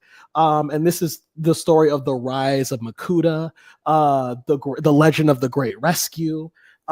This Toa team's entire purpose is to protect the Matoran from Makuta. That's their entire purpose. Whereas the Toa Mata's purpose was to protect the Matoran, but also wake up Mata Nui, so that we could live in everlasting peace. Okay. Mm-hmm. The thing that separates the Toa Metru from the Toa Mata that I love, the Toa Matu, they're born to do with. There's no backstory to them. They arrive on the island. They're heroes. That's it. The Toa Metru, this is a team of, listen, let me point this out to you. Their leader is a guy who makes masks, okay? They have a mask maker, a teacher, an astronomer, a test guy, a librarian, and a sculptor. That's their entire team. There's no elite badass warrior on the team. These are people who are like, they're out of their element, okay? And they are plucked from their jobs to have a great destiny. And I like this story too, because it's basically about like, when I was a kid, I felt like I saw this more too. This is the Toa team that you see start from Matoran to Toa to Taraga. So you get to see a story about kids growing into responsible teenagers, growing into like wise adults that lead the next generation. and seeing that evolution from them was also really fascinating as well. Also, because unlike the Toa Mata, because these people were Matoran, we actually got to explore we got to explore Matoran culture from their perspective. Mhm. And so I think that really opened the doors to just more understanding of this world. Again, seeing us like Bakama, who's a Tamatoran, interact with like a Lamatoran who's like known for like testing and everything. Like there's a constant joke where everyone makes fun of Akama because they call him like the mask melter. Because it's like in their mind that's all Tamatorans do. They have no life outside of making masks, basically. Oh, hey Jake, we have a comment. Oh, okay. Want to read it? Yeah, Austin says Blue Bionicle sucks. Also, fuck you, Tony. Well, yeah, fuck you, Tony. Austin, let us know what you think about Carol Danvers and James Rhodes. Please let us know because we were having this conversation earlier. We don't know anything about it. But what makes but yes, like I said, I really like the Toa Metru for their diverse personalities, how they really interact with each other, and they spend more time together. Like after you get to the initial arc of they separate and then come back together, for the rest of the saga, they spend a lot more time together, so you get a lot more team dynamics that just aren't in the movie. Like if you really want to understand how cool this team is, highly recommend you read the books. I didn't even know that Vakama and Anua, the red one and the brown one, they actually had a bit of a rivalry in the books. And I didn't even know that, but it actually made Anua more interesting. I like that the rivalry was also nuanced as well. Anua didn't really think much of like Anua is also a strategist as well. He's a planner. He's very smart with how he uses his powers. Vakama is just slightly better. But they don't really like each other. Anua always gives Vakama shit, and Vakama just doesn't appreciate it. Austin says I was fine with them being together, but I never found it interesting. Okay, cool. I also like that they flesh out, even though Greg Farshty swears up and down that the Bionicle do not have romantic interest, but they clearly do. Mattel's constant like attraction to Nokama was also pretty funny too. I like there's a scene where Nokama gets like attacked by like a beast or something. She gets like really injured, nearly dies. And there's a brief period of time where Mattel just constantly like hovering over her, like, "Are you okay, Nokama? Like, do you need anything, Nokama?" And Nokama's like, "Please get away from me. Please stop." It's like stop. Yeah. But another thing that I think makes this one stand out is this is the pre-teen era Bionicle. This is where we stop getting outside of just normal good and evil versus evil plots, and we start getting into like darker themes. And another way this is laid out as well that I really appreciate too is that this is more like this is like Bionicle D&D. Like, have you guys ever played D&D before? Yes, I have. I actually am in a campaign with some friends right now. So what about you, Cryptid? Did you play it? No, I haven't. Which would understand this more? This entire saga is like the Toa have one major objective. They need to complete it. But to get to that objective, they got to do like 50 other side quests. Oh, yup. And that's in the campaign that I'm in right now. We're at a carnival right now, and we have to go kill these witch hags that stole our shit when we were younger. But right now we have to go have fun at the carnival, and it's like, oh fucker, we gotta go kill these bitches who stole my shit. Like, I need to be able to talk to my mom. Yeah, and in the very first arc, like if you guys remember when I was reviewing this earlier, I said that like, oh, we're just gonna pretty much be recapping the movie. There's probably just one arc that I have to say that isn't in the movie. Only to find out there was like 10 adventures in between like the opening of the movie and the second act of the movie that just wasn't there. Actually, if you look in the background, you see those tentacles in the background of the shot right here? Yeah. Yeah, that was one of their first adventures when they fought the Morzabak, which was an evil plant creature that was trying to grab onto Metru and drown it into the sea, basically. Even that became a whole plot. And we also met 6 Matoran who also could have been Toa as well, which was also pretty interesting as well. I also think another thing I do like the constant theme of like all the stuff it takes to just be a hero as well, which I think is really accentuated into Vakama's character as well. The evolution of these characters thinking like, oh, we're Toa, so I guess we have to be heroes, to them understanding that being a Toa is fucking hard. Everyone's counting on you and you're the only ones kind of leading the charge, like, and if you fail, that's all on you. That's a constant theme throughout the book, throughout the sagas. I really appreciate. Another thing I do appreciate about the Metru Nui saga is the island itself.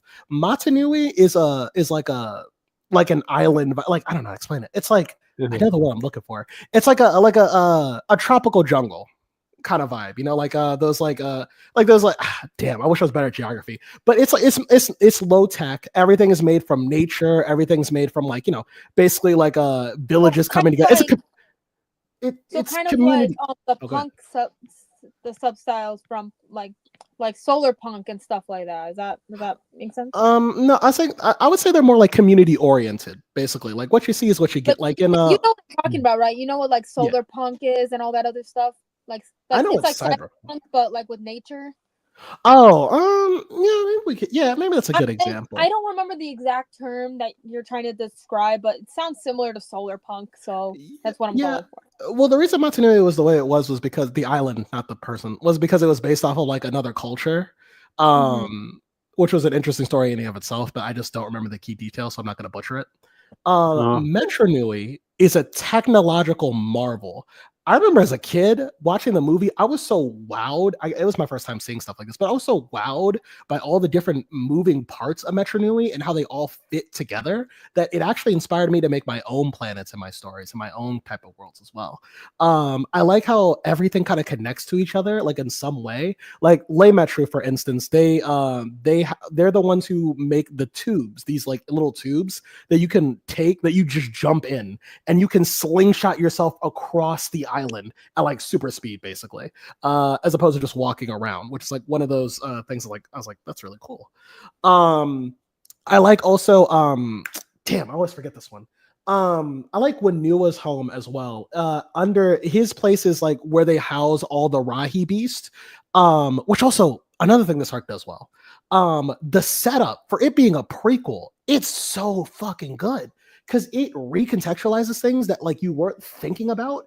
But like when you read the first books, you're like, yeah, how come the Turaga just know all the Rahi beasts? How come they know what the Borok are? How come like they know all this shit that just like, you know, you just take for granted. But in this book, they explain it like, oh, they know that because Wanua and his people were in charge of categorizing all the Rahi beasts. So that's why he has like a librarian's level knowledge of like what these enemies do, and that's why they can tell the Toa Nuva that in the future. How come? And then there's like one like, where did Vakama get the Mask of Time? Well, the very first book is about Vakama's journey to make the Mask of Time. Things like that.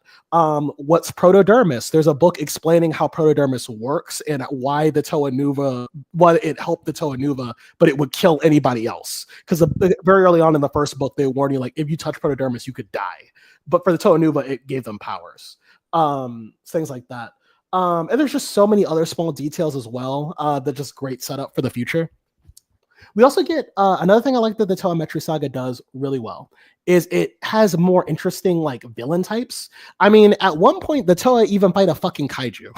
So actually they fight two. If you count the Morzabak, I really did appreciate that. But they fight like two kaijus, and there's even a kaiju fight. Like they get one kaiju to fight another kaiju. They have like a Godzilla fight at one of the books, which is really fucking hype. I like that as well. They even had like more nuanced villains as well. We had Sidorak and Rudaka, which, you know, first femme fatale in the Bionicle series as well, which was really cool. Sidorak, we went into kind of the lore of how Makuta's armies work as well.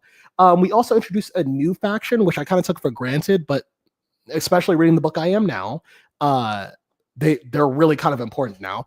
The Dark Hunters, led by the Shadow One, we also got to meet them and really flesh out their faction, their relevance to the overall storyline. And I've really grown to appreciate them, even though I usually didn't care. I used to just not care about them, but yeah. And like I said, each book gets darker and darker, introducing different themes and different tests. And one thing this saga does well that I think the first book kind of like about, like when you read the first books, Makuta is just another villain. He's just like, oh, that's just like the bad guy at the end of the game they gotta beat. Makuta, when he comes back in this saga, is like fucking dark side. Like Yeah. this dude is like Makuta comes back. In the last book we reviewed for this one, Makuta comes back and he has a team up with Vakama. Just so the audience understands like Makuta's character more, because it's kind of vague. Makuta's way of thinking is like, I will do the most convenient thing because I don't want to put the effort into it. But make no mistake, if you force me into a fight, you are going to die. You have no hope of beating me. I am so much beyond everyone here. I like how they Indeed. explain how he's not just like a brute force. He is a tactician. He takes the path of least resistance, but he's also not afraid to actually get into a scrap, and because he knows he'll win. Like when he was up against the Shadow One, he tried to trick the Shadow One into killing Vakama, and Vakama uh like Uno reverses the trick and gets the Shadow One to fight Makuta, and he's like, yeah, Makuta's the one who killed your boy, so really you should get revenge on him. And then when the Shadow One's like, wait, is this true? And Makuta goes, yeah, but I guess that means I'm gonna kill you. Like, you know what I mean? It's like, it's no skin off my bones. I guess I'm killing you now. I mean, I didn't want to, but if you're gonna push it, I'll kill you right now.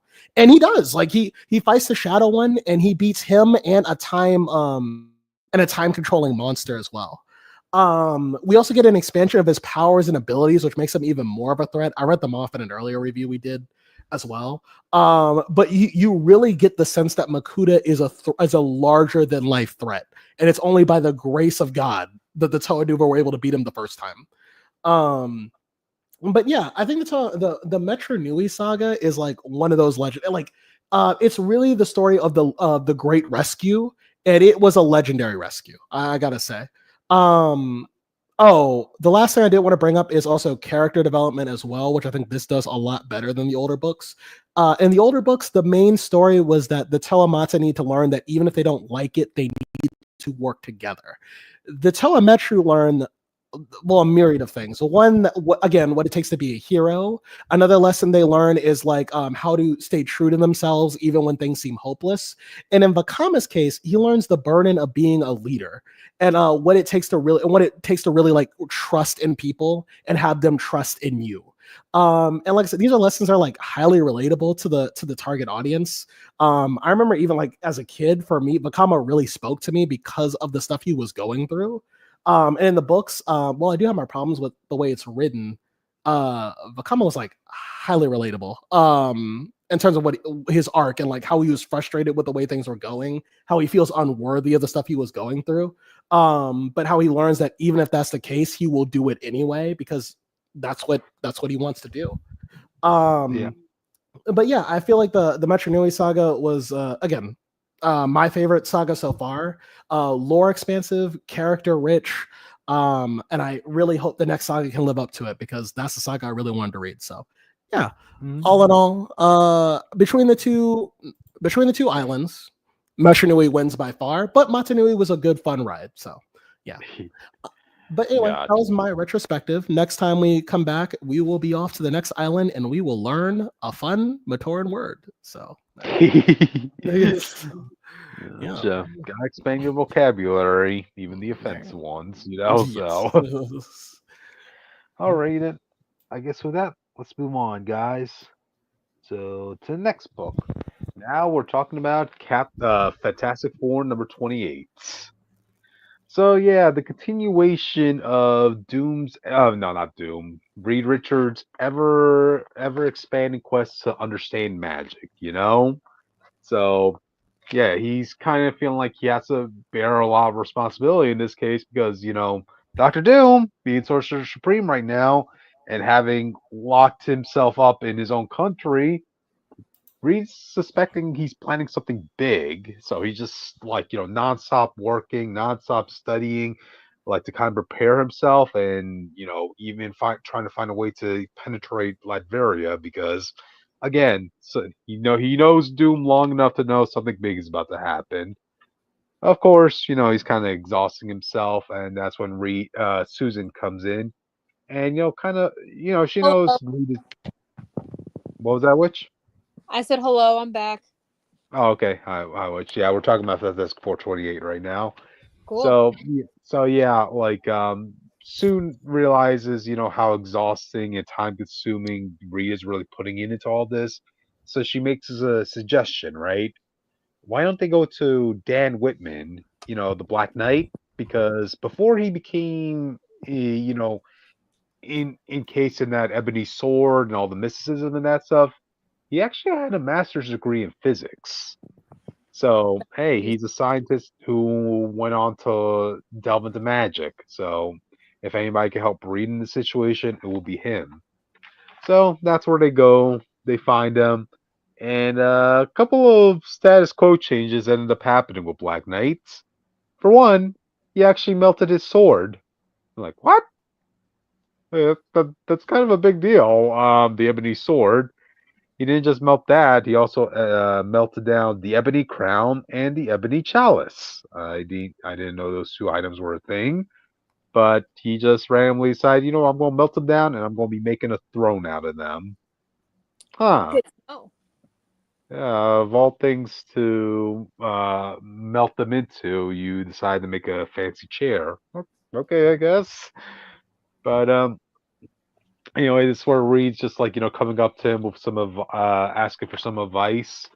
Dan Whitman gives him like an equation, right? Yeah, here, magic and physics together at last.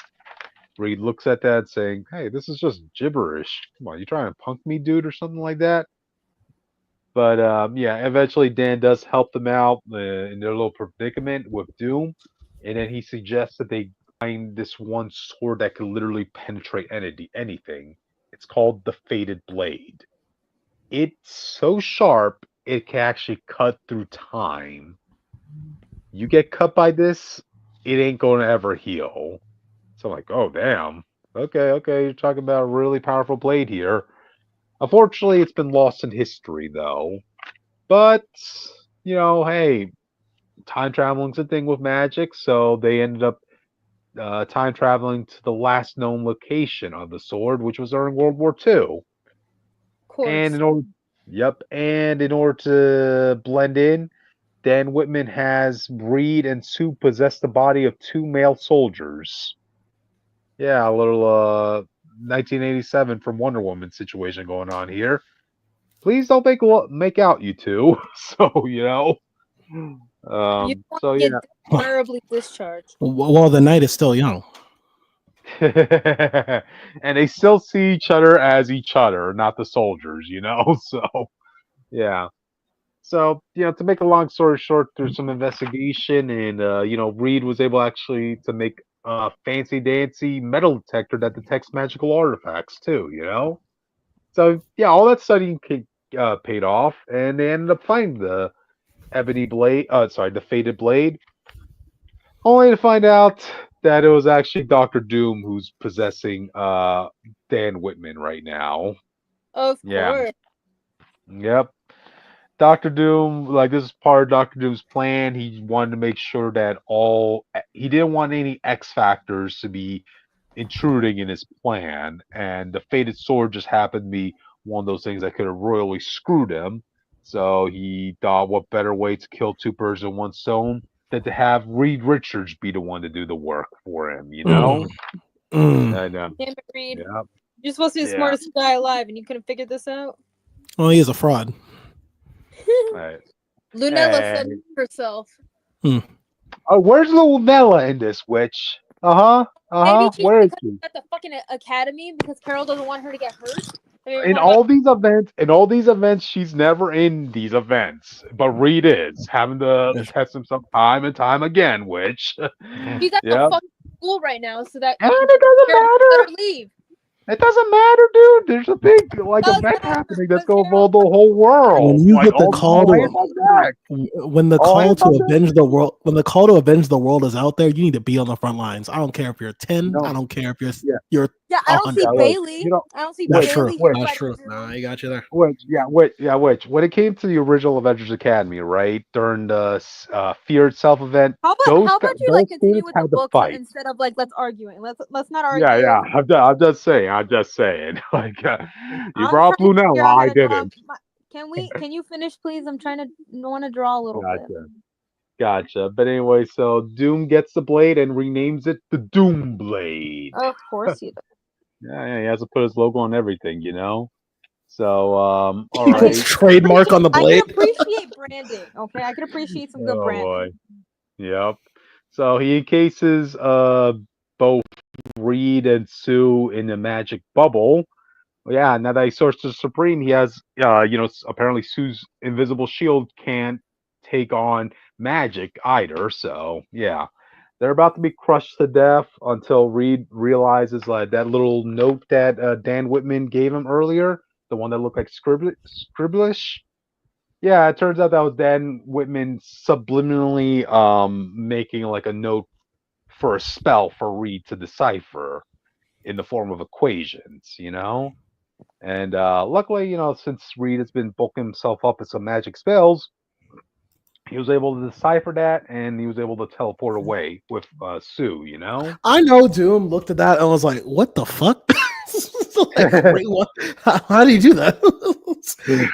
Yeah, that's a little bit of a smart writing right there. You make equations that end up blending into an actual spell incantation. Like okay, I'll give them that.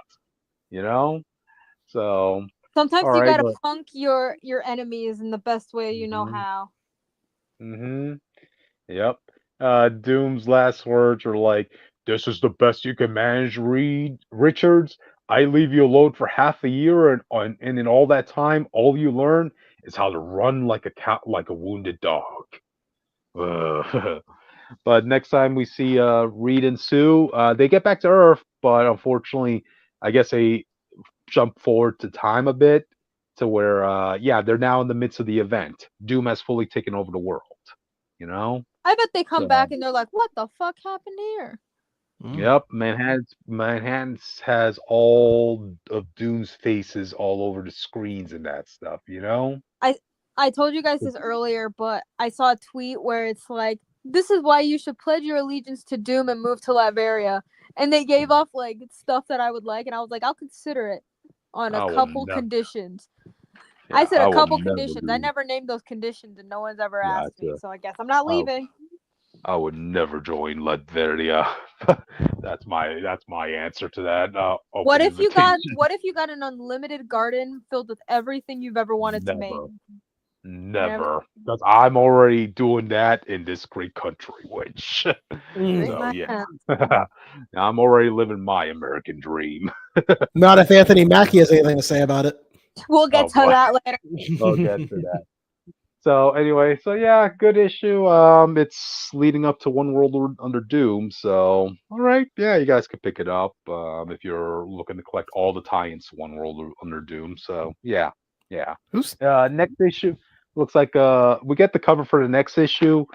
It looks like we're going to have Thing teaming up with She-Hulk, teaming up with Sue Storm, all trying to take on Doctor Doom. We'll see how that goes. And I kind of like how Sue Storm here in this picture, she's forming her invisible force fields in her fists to look like giant fists. I So love that yeah, for her. yeah. Again, this series gave a lot of three out of the four members an upgrade in their powers. Ben, They gave, come on, you're they, kind of slacking.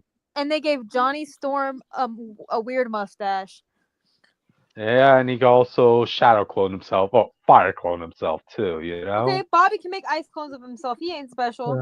But then, yeah, Thing, Ben Grimm, like, dude, I feel sorry for you, buddy. You kind of don't seem to have anything else besides just being a giant rock, you know? I mean, what So, else is there to improve? Make rock clones of yeah, himself? yeah, like, how can you upgrade his power? No, like, seriously, and you know? in the words of Megatron, never improve upon perfection, Soundwave. I mean, the only thing I could think of is like, maybe you could say he never ages. That's If it, it I ain't guess. He broke, it does. ain't broke. Don't No, fix no, it. he doesn't. Well, no, actually, that's true. He ages very slowly compared to the other four. There you go. There's there's a book where like he ages like I think past like 3 generations of like 5 generations of Fantastic Four people. So, Wow, yeah, dude. yeah. Old as dirt, eh? But all right then. Yeah, that's really it for Fantastic Four book audience. All right, now let's move on to the last topic of the night. Well, second lot. Wait. Hang on. Oh, what? Oh, Why'd you? You had an image here. I was like, why'd you put this here? Oh, okay. No, that was just the last page of the book. Oh, okay. Yeah. Hey, the Okay. whole Rietsu pop up right as Doctor Doom, takes over the world at this point. All right. So Well, we'll go to the okay. last book and then the last topic. Oh, okay. Go ahead. So, welcome, ladies and gentlemen. Well, I guess gentlemen and audience, ladies and gentlemen. We have left Metru Nui after a month. Where I want to be. So yeah, we've left Metru Nui or whatever the fuck you said. Yeah, and you know what? We might come back and see it, but for now, let me introduce you to the island of Voya Nui. Okay. Voya Nui. Voya Nui. The letter from M to V. No, because it's Metro. It's Metru, and this is Voya. That's a completely different word. Yeah, because the first two islands that you named were. They had the Yeah, I see what you're saying. All right, yeah. And now it actually kind of looks like a V, more like a U. But that is true. I never noticed that. There's also a reason it's shaped like that, but we're not going to get into that for a long time. But welcome to the island of Voya Nui. So when we went to Matanui, it was an island paradise from a tropical lens. Like the only thing that was wrong with it was that like the fucking devil kept attacking it every week. Okay, and then you had Metru Nui, which started off as a technological paradise. This was like a very beautiful place until the Makuta came in and wrecked it and everything. And now we go to Voya Nui, and this place is just hell. This is a shitty island. Don't go here. Yeah. I think the very first page of the book is like the very first page is like just the characters complaining like this island sucks. So, and this will be a theme for the next 3 islands we go to, counting this one. Actually, no, for every place we go to is going to be worse than this. So, explain to you why everything's worse. Let me just take a little insert here from like how the character describes it. The days are so dark and dreary on Voya Nui, and it's cold, yet the air is hot, scorching hot. Like it's how like frustrating it is to be here. There's hurricanes and storms that run amok almost every day, and there's always beasts trying to kill you here, and there's no Toa to save you. There's no nothing. All right. Basically this whole chapter, this whole prologue is literally just complaining how shitty this island is essentially. So the Toa who live here, the Matoran who live here, like I said, they're complaining. You get to kind of see what the daily life is like on here. It's a living, like you can live here, but everyone's praying to get off this island if they can. They're praying to Matanui for help, but they don't know that bitch is asleep. So so they keep praying for him to come out, and then a hurricane comes and kind of wrecks the place. That's kind of all we get from the prologue. Then we cut back to Metru Nui. Our boys, we gotta go check on them. We're back with the Toa Nuva. Hey guys, the Toa Nuva are back. Our main characters for the first saga, the overall King saga. The Toa Nuva make it to Metru Nui. They're helping the Matoran acclimate back to their lives there that they've forgotten. And they run into Turaga Duma, not the fake one, Bionicle fans. This is the real Turaga Duma. And he's like, oh, because he's never met the Toa Nuva. He just knows that they're supposed to be here. And he's like, you guys are the Toa. And they're like, yeah. And they're like, and he's like, the Toa Nuva, so like you're gonna bring like balance to the force and all that shit. They're like, yeah, I guess. We've been told this like a million times. It's like, okay, well, cool. Well, listen, good job. You woke up Matanui, like the spirit, not the island, from sleeping. Here's the bad news: Matanui is sick and dying. Okay, this entire universe we live in is dying. And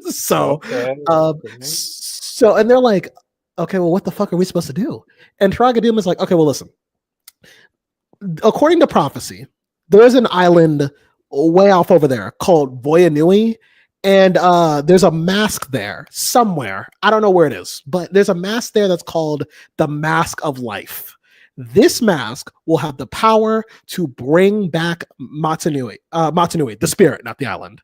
I want you guys to remember the Mask of Life, because this will be the main thing we are dealing with for the rest of the series. That's how important this is. Okay.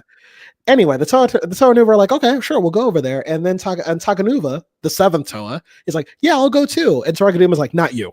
You're staying here. And Takanuva's like, well, I mean, why not all seven of us go? And he's like, well, because you're the seventh Toa, you're going to stay behind and make sure that Metru Nui's okay. And he's like, damn, all right, whatever. Anyway, that's all we get from the Toa Nuva. We go back to Voya Nui, and a scene that's all too familiar. A canister washes against the shore. This is how Toa Tahu showed up on Matanui. A canister washes up the shore. A Matoran goes up to him and is like, a canister. That means a Toa's here. We got a Toa. A Toa's arrived. Thank God. And well, someone comes out the canister. His name is Radok. And there's a Visorak on the ridge. He tells the Visorak to go away. And we find out that this actually is not a Toa. He's pretending to be a Toa. Ladies and gentlemen, boys and girls, I want you to meet the Paraka. meet our new villains. Their name is literally the N-word in the Bionicle universe. That is the N-word. The word Paraka. This is Bionicles from the 90s, man. The extreme era. Welcome to the teenage era of the Bionicle saga. Okay. So they even have a rap song that goes with them, by the way. It's just as like it's a rap song that's just as dorky as you think. It's like yo yo Paraka da da da da da. It's a whole thing. I actually recommend listening to it. It's very dorky and stupid, but I love it. Anyway, next time we come back, we're going to go more into the Paraka. I just want to kind of get started on this though.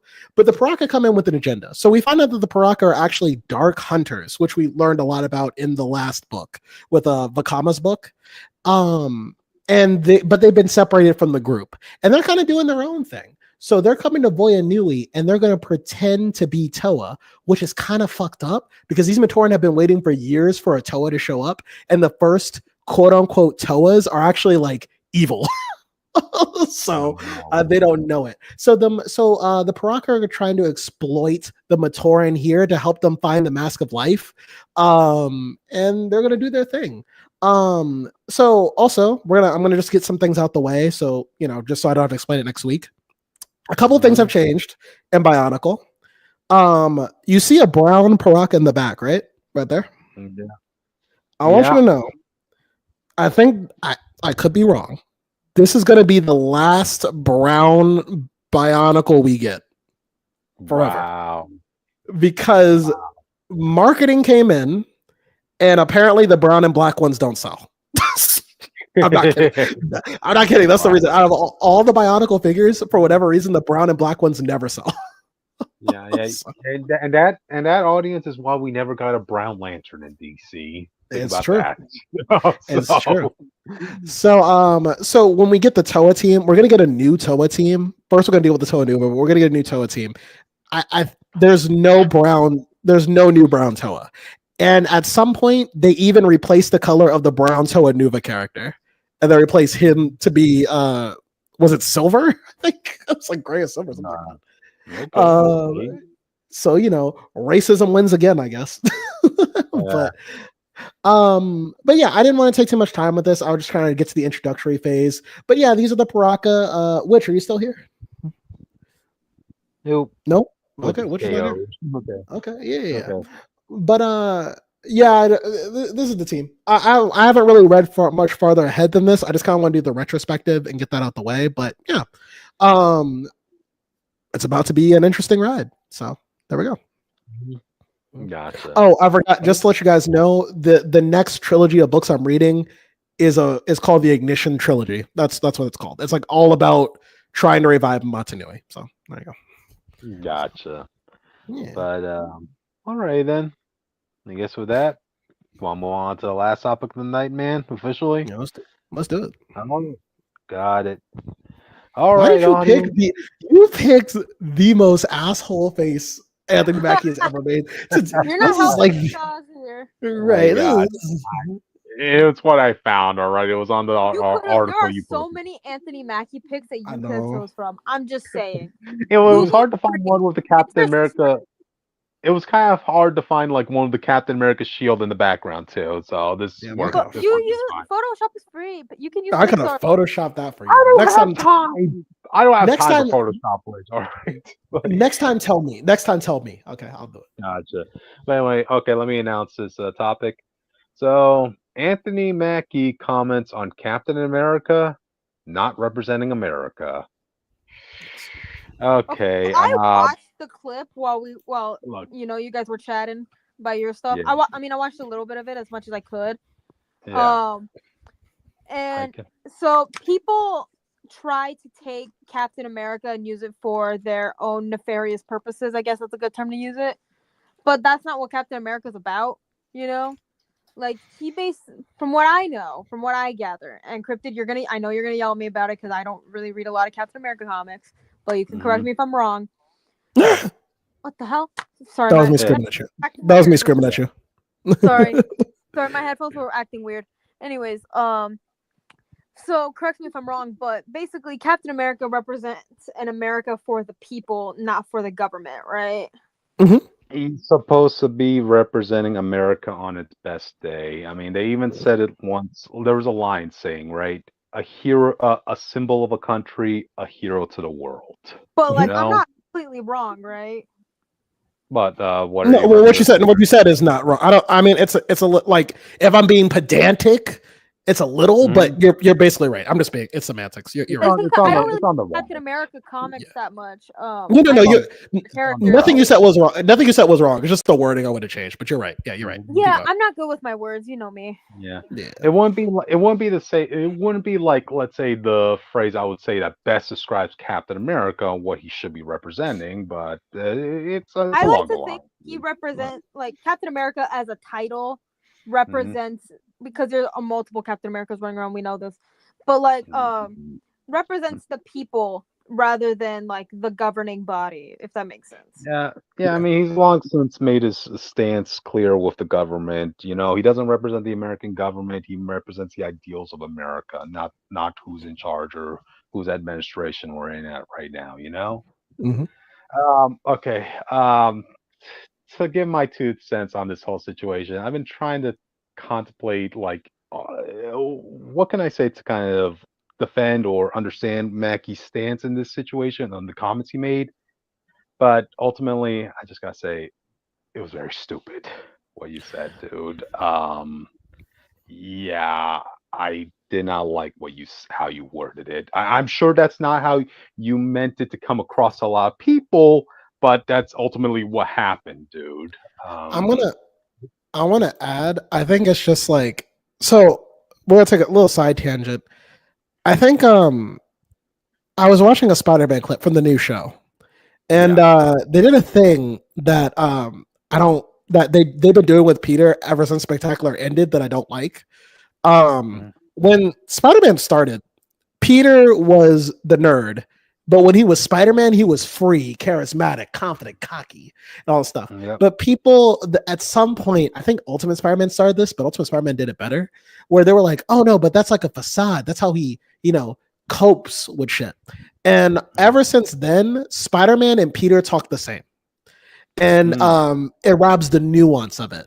And that's what I think that's the same with like Captain America. I call this lost in translation, basically. Yeah. I think Captain America is the same way, where it's like, I know what he's trying to say because he's looking at America as it is.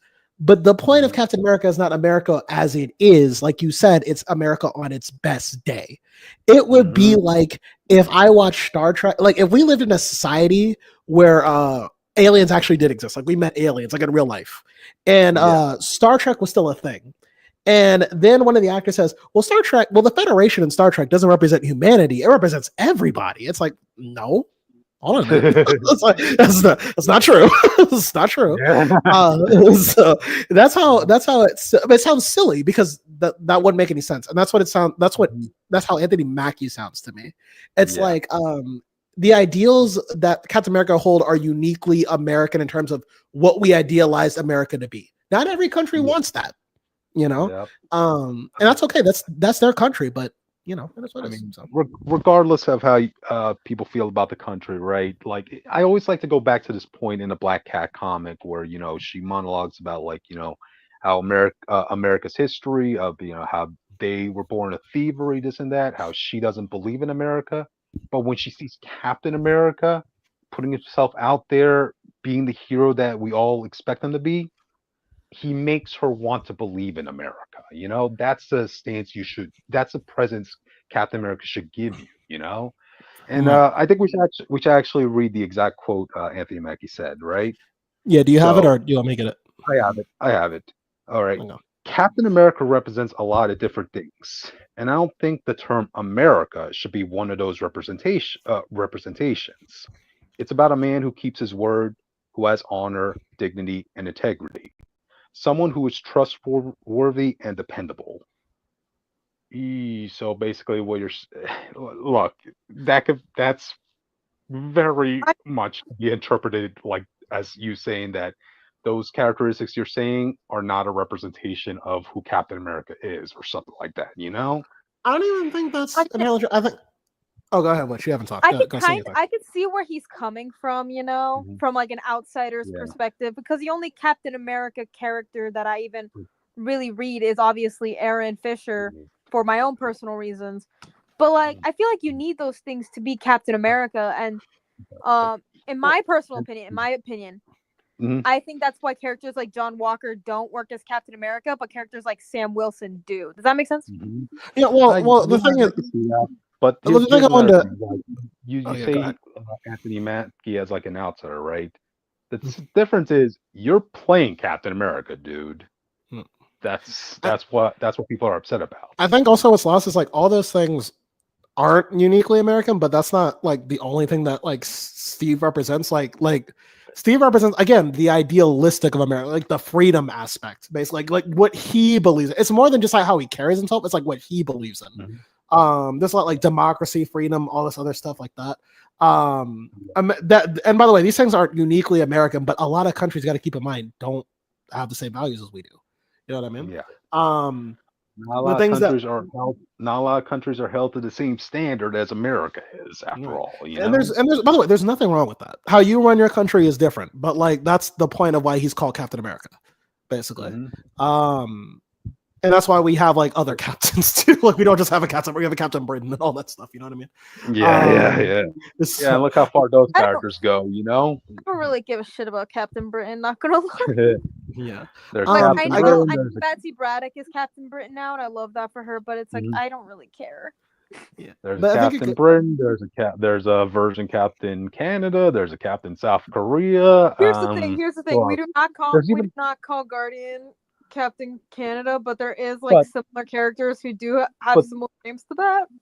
yeah, but they're supposed to kind of like be their stand-in for Captain America. Their version of it. And Yeah, heck, well, Mac even does Joe, do a great even job. Okay, Heather yeah, did a yeah. better yeah. I job. mean, Heck, I mean, heck, we even have a Captain Germany. Which did you know that?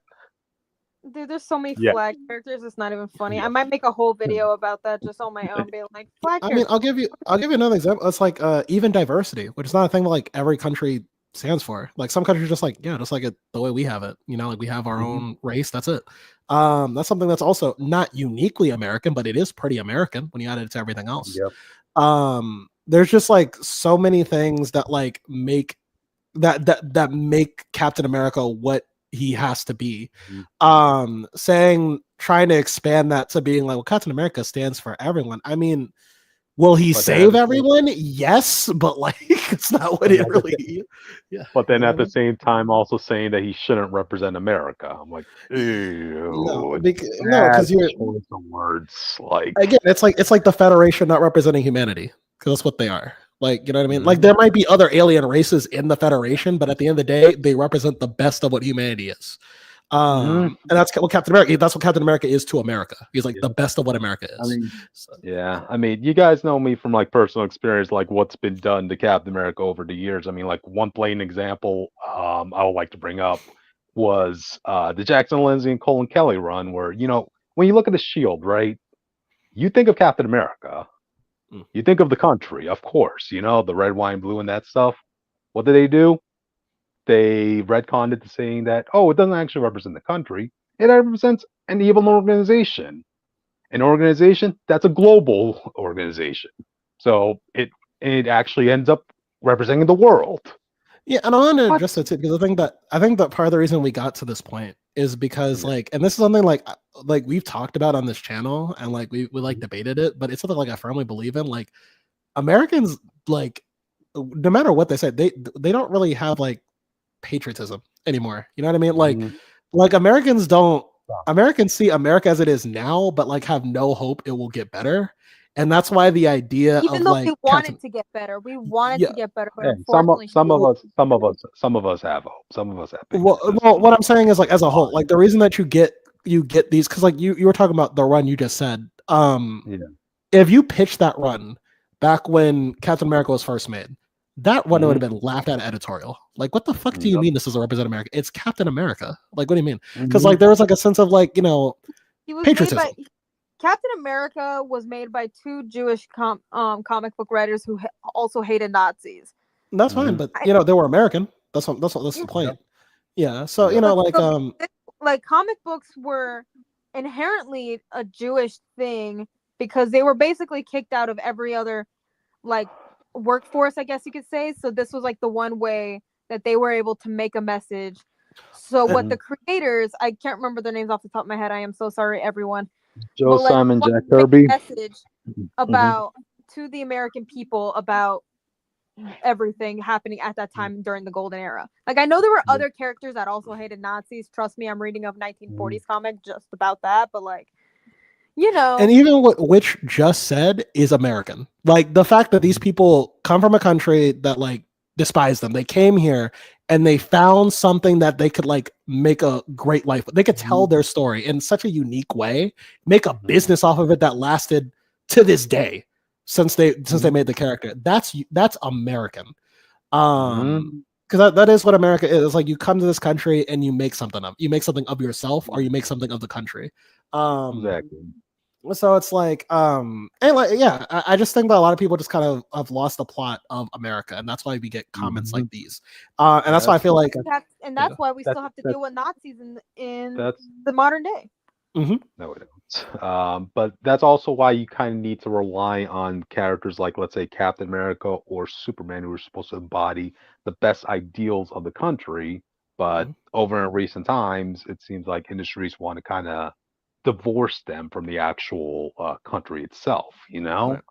I Which mean, is like with again, characters like Superman, I don't really mind, but for characters like Captain America, yeah, you kind of need it to. said his fucking name, it's like it's It's his insane. That's fucking like name. believe me, I always have this feeling that if it was possible for editorials to do this, they would have wanted this. They would have wanted to get rid of the America out of Captain America's name, No, they definitely but want it's it. too Yeah. ingrained. You know, it's never Yeah. going to work. Yeah, it's just like Um, it's an ongoing problem. But yeah. Gotcha. Yeah, but yeah, ultimately, like this whole situation of Anthony Mackie got to the point where he actually ended up having to make a statement on this because yeah, it's a very big backlash that ended up happening because Lord knows Captain America 4 doesn't need any more controversies out of it, right? And I'm So still not watching it let for me a very yeah, specific reason. gotcha. So Anthony Mackie's response was, "Let me be clear about this. I'm a proud American, and taking on the shield of a hero like Cap is the honor of a lifetime.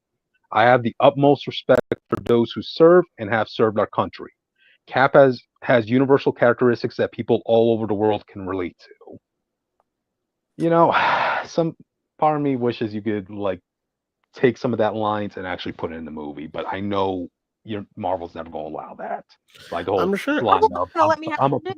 Have I'm a shit. proud American. I'm a proud American. Like I don't think I ever seen Captain America ever say that in recent times. You know? mm, Yep. yeah, I and think like Cap as a character, I feel like you could do so many things with it, especially in our socioeconomic climate now, because I've Hmm. actually been trying to pay attention. Yep. But like, I feel like you could do something with that when it comes to like not just Steve, but also Sam and every other Captain America adjacent character. Hmm. But like, I don't know why, but like, I guess They Marvel just just doesn't want to piss off the they very just specific demographic. But at the same time, it's like, hey, we need oh comics. no, the And to anyone whoever has said that comics shouldn't be political, you are fucking wrong, and you miss the entire point of comic books as a collective medium. Because in Captain America's first appearance, he's punching Hitler. Okay, just let me know that.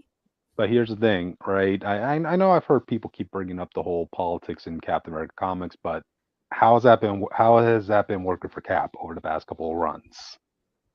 I don't know. Well, we already have this It's discussion. actually been harming. It's actually We had this been discussion harming. before. Yeah. Well, we had this discussion before. Like politics in a Captain America book isn't really the problem. I mean, for me, I grade it off how it's written, but most people only like politics in media when they agree with it. I like people who say like, "Oh, the MCU's too political." I mean, like Cap 2 is a political fucking movie. It's like a really political movie. That whole plot and also is about a lot of MCU movies. A lot of them, not all of them, but a lot of them are funded by the U.S. military. Did you guys know that? Cap 2 is about is literally an anti-censorship message, which was made at a time when people were very nervous about like how much control the government has over you. Go ahead. It was based on the Patriot Act, I recall. Yes, but because we all agree on that, it was okay. Now it's a good movie. Don't get me wrong; it's a great movie. I was watching it the other day. It's like really good. But the problem is like people don't like political messaging when it makes them look bad, whether it's well written or not. Now I've heard you talk about Captain America on the channel, Cryptid. I don't think anything you've said is like well written, but I'm just saying like even if it was well written, as long as it pointed fingers at a side, no, I don't think it would have. People would like it either. The best example I could give of like giving like a message or delving into politics that was done exclusively well would have been in what's it called? That Kingdom Come version, Avengers. Damn, I'm blanking on the name. The one that it was supposed to be the parallel to Kingdom Come. Avengers. What was it? Avengers Twilight. Yeah. Avengers Twilight. That no matter what side you are on the political spectrum of America, it actually has something that contributed to the hatred for the country. No matter if you're like left, right. But that's the issue because oh, sorry, you can go first. Sorry, I was gonna go actually build off of what Witch said earlier because that's my problem. Like people only like it when they agree with it. Witch brought up something that I learned in comic book class. When Captain America punched Hitler in the face, do you know what Americans' reaction to that was? It was like, why would you hit Hitler? Hitler's a great man. What the fuck are you talking about? Yeah, they fucking hated it. Imagine today where we're like, today we're like, yeah, Hitler's like a fucking, Hitler is the only person that everyone agrees was like the world's first supervillain, basically. And, but back then, it was a bold statement to just say Captain America would hate Hitler. The creators got death threats and everything like that. Yeah. Yep. So what I'm getting at is like, again, it's not brave to say something that people already agree with. I think I think that there's a place for political stories. I only draw the line at it has to be written well. Because, I want to be able to defend these stories. So, that's just me. Hey, Cryptid. Yeah. I didn't get to say this because Jake wanted to make his point, but I feel like you should read Earth X. Because I didn't understand like half the stuff that happened, but I did understand one part with Steve, and I think that it might be very interesting for you to get into. Yeah, it's on my list. I'll send a link. I'll send you a link. Nah, I have to read a physical, man. I'm old school. You know our boy. You know how our boy works. Oh, but like some of these comics are hard to really come by, so that's why I'm like offering to get you a link. Yeah. It's a lifelong hobby, man. Think of it that way. Have all the time in the world. I mean, we don't because we're mortal, but I guess getting back to Anthony Mackie, I guess I think it just goes to this trend of like that's been going on over the years where Americans just don't have any value in their own country anymore. There are some. There are some. Yeah, more like you, of course, and me and me are like, but. I mean, but it just kind of seems more and more like that's a taboo thing to have any pride in the country, Yeah. I mean, like, for God's sakes, I mean, I don't fucking blame them without the government. I don't even like the current president, but you gotta like the fact that we made the COVID vaccine in like fucking 1 year is like fucking insane. That's America. That was us. We did that. Like, but no one takes pride in that. But that's what it is. Exactly. But, and yet there are still also COVID exists. hmm So yeah, and also take a lesson from like other movie that came out successful by being a pro-American movie, Top Gun Maverick. You know, Thought that was great. yeah, I haven't. Yeah. I yeah. don't really like to watch a lot of movies with like propaganda merch in it, but that's just No, me. I agree. We need like movies like I don't mind movies that criticize America, but I think there's too many. I think we need movies that remind us like, yeah, it's like also cool to be American. You know, like remind us like why, like remind us the things that we like about America. Because I think Yeah, that needs to be yeah, you highlighted know. more too. I'm not saying Anyways, like audience, I have some homework for the audience real quick. I want you to look up a anti-war song and then write a book report about it. And yes, Mhm, American Idiot does count in this. You can listen to that too. Write a book report about it. mhm. I'm not saying, but I wasn't saying that like we can't have criticism of America. I would just like just highlight, yeah, we do some cool stuff too. That's all. And I Yeah, feel yeah, you like know. the abundance of war movies from the American perspective, it also does kind of get exhausting because like why aren't we getting films about the other side of the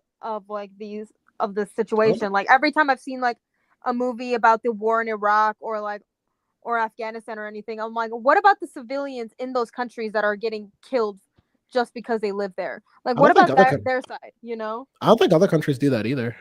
I think it's Mhm, just like There inherently. are some, but like I yeah. don't think I know Japan does. I know it's like Japan's best interest. Like they like when they did Godzilla minus one, for instance, that was completely from their perspective. Like they I didn't. mean, Yeah. but keep in mind at Yeah. the same time, they don't even want to acknowledge the fact that they like literally kidnapped and abused like a whole bunch of women from different Asian countries. Okay, but Yeah. like Mm. but I feel like we Mhm, need more movies showing that like, hey, like we're not always the fucking heroes. mhm, Sometimes we are the problem. And like I know people are gonna be like, that's controversial, like you're canceled on Twitter, but like it's true. Like mhm, we're I feel not a like perfect fucking country, and I can admit that as someone who's lived here all my life. I But feel it's like we like I feel like we we get are like that. sometimes to certain people, and this goes for other countries too that are seemed like as the villains, like as the heroes sometimes.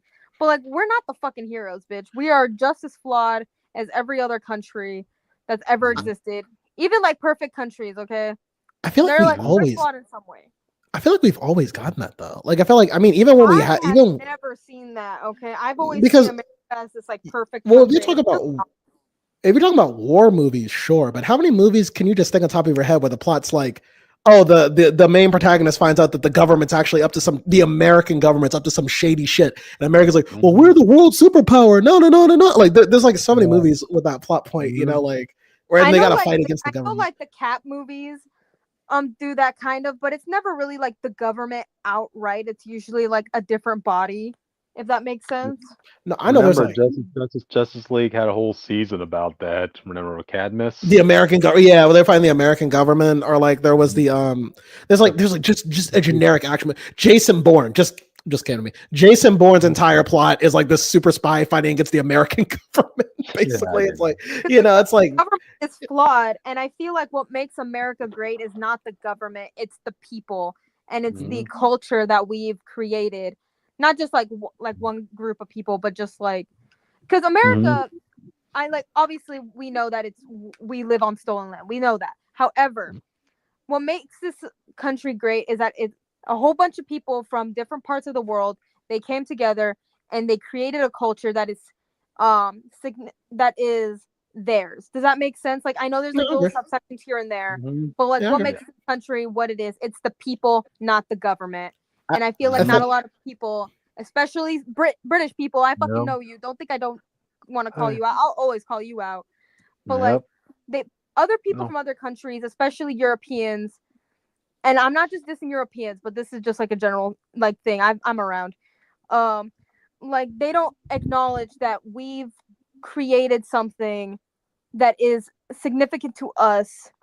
That what makes us our great thing. It's not just the government, Mhm. and plus, Of without course. Americans, half of like pop culture wouldn't exist. Mhm. I'll end it like this, and then we could. I mean, like you guys could have your final say. I think what makes American great is like that, and also like it's just the fact that you can come to this country and you have the freedom to make something of yourself. I think it's like Exactly. you can come from any background, and as long as you put in the work, I mean, there's a lot of Mhm. luck involved, yes, but if you put in that fucking work, you know how to work the channels. I mean, God, for God's sakes, like how many people were just like kids in their parents' house that became billionaires on YouTube. That's American. I mean, like, holy shit! Like that's the American dream. So, you know, when I talk about being American, it's just basically like the opportunities that you have and knowing how to use them. So, yeah, Pretty much, yeah. Yeah. I mean, And which side too? Which side too as well. So. Yeah, so fuck the government. America's about the people, not the fucking government, and I'll stand by that.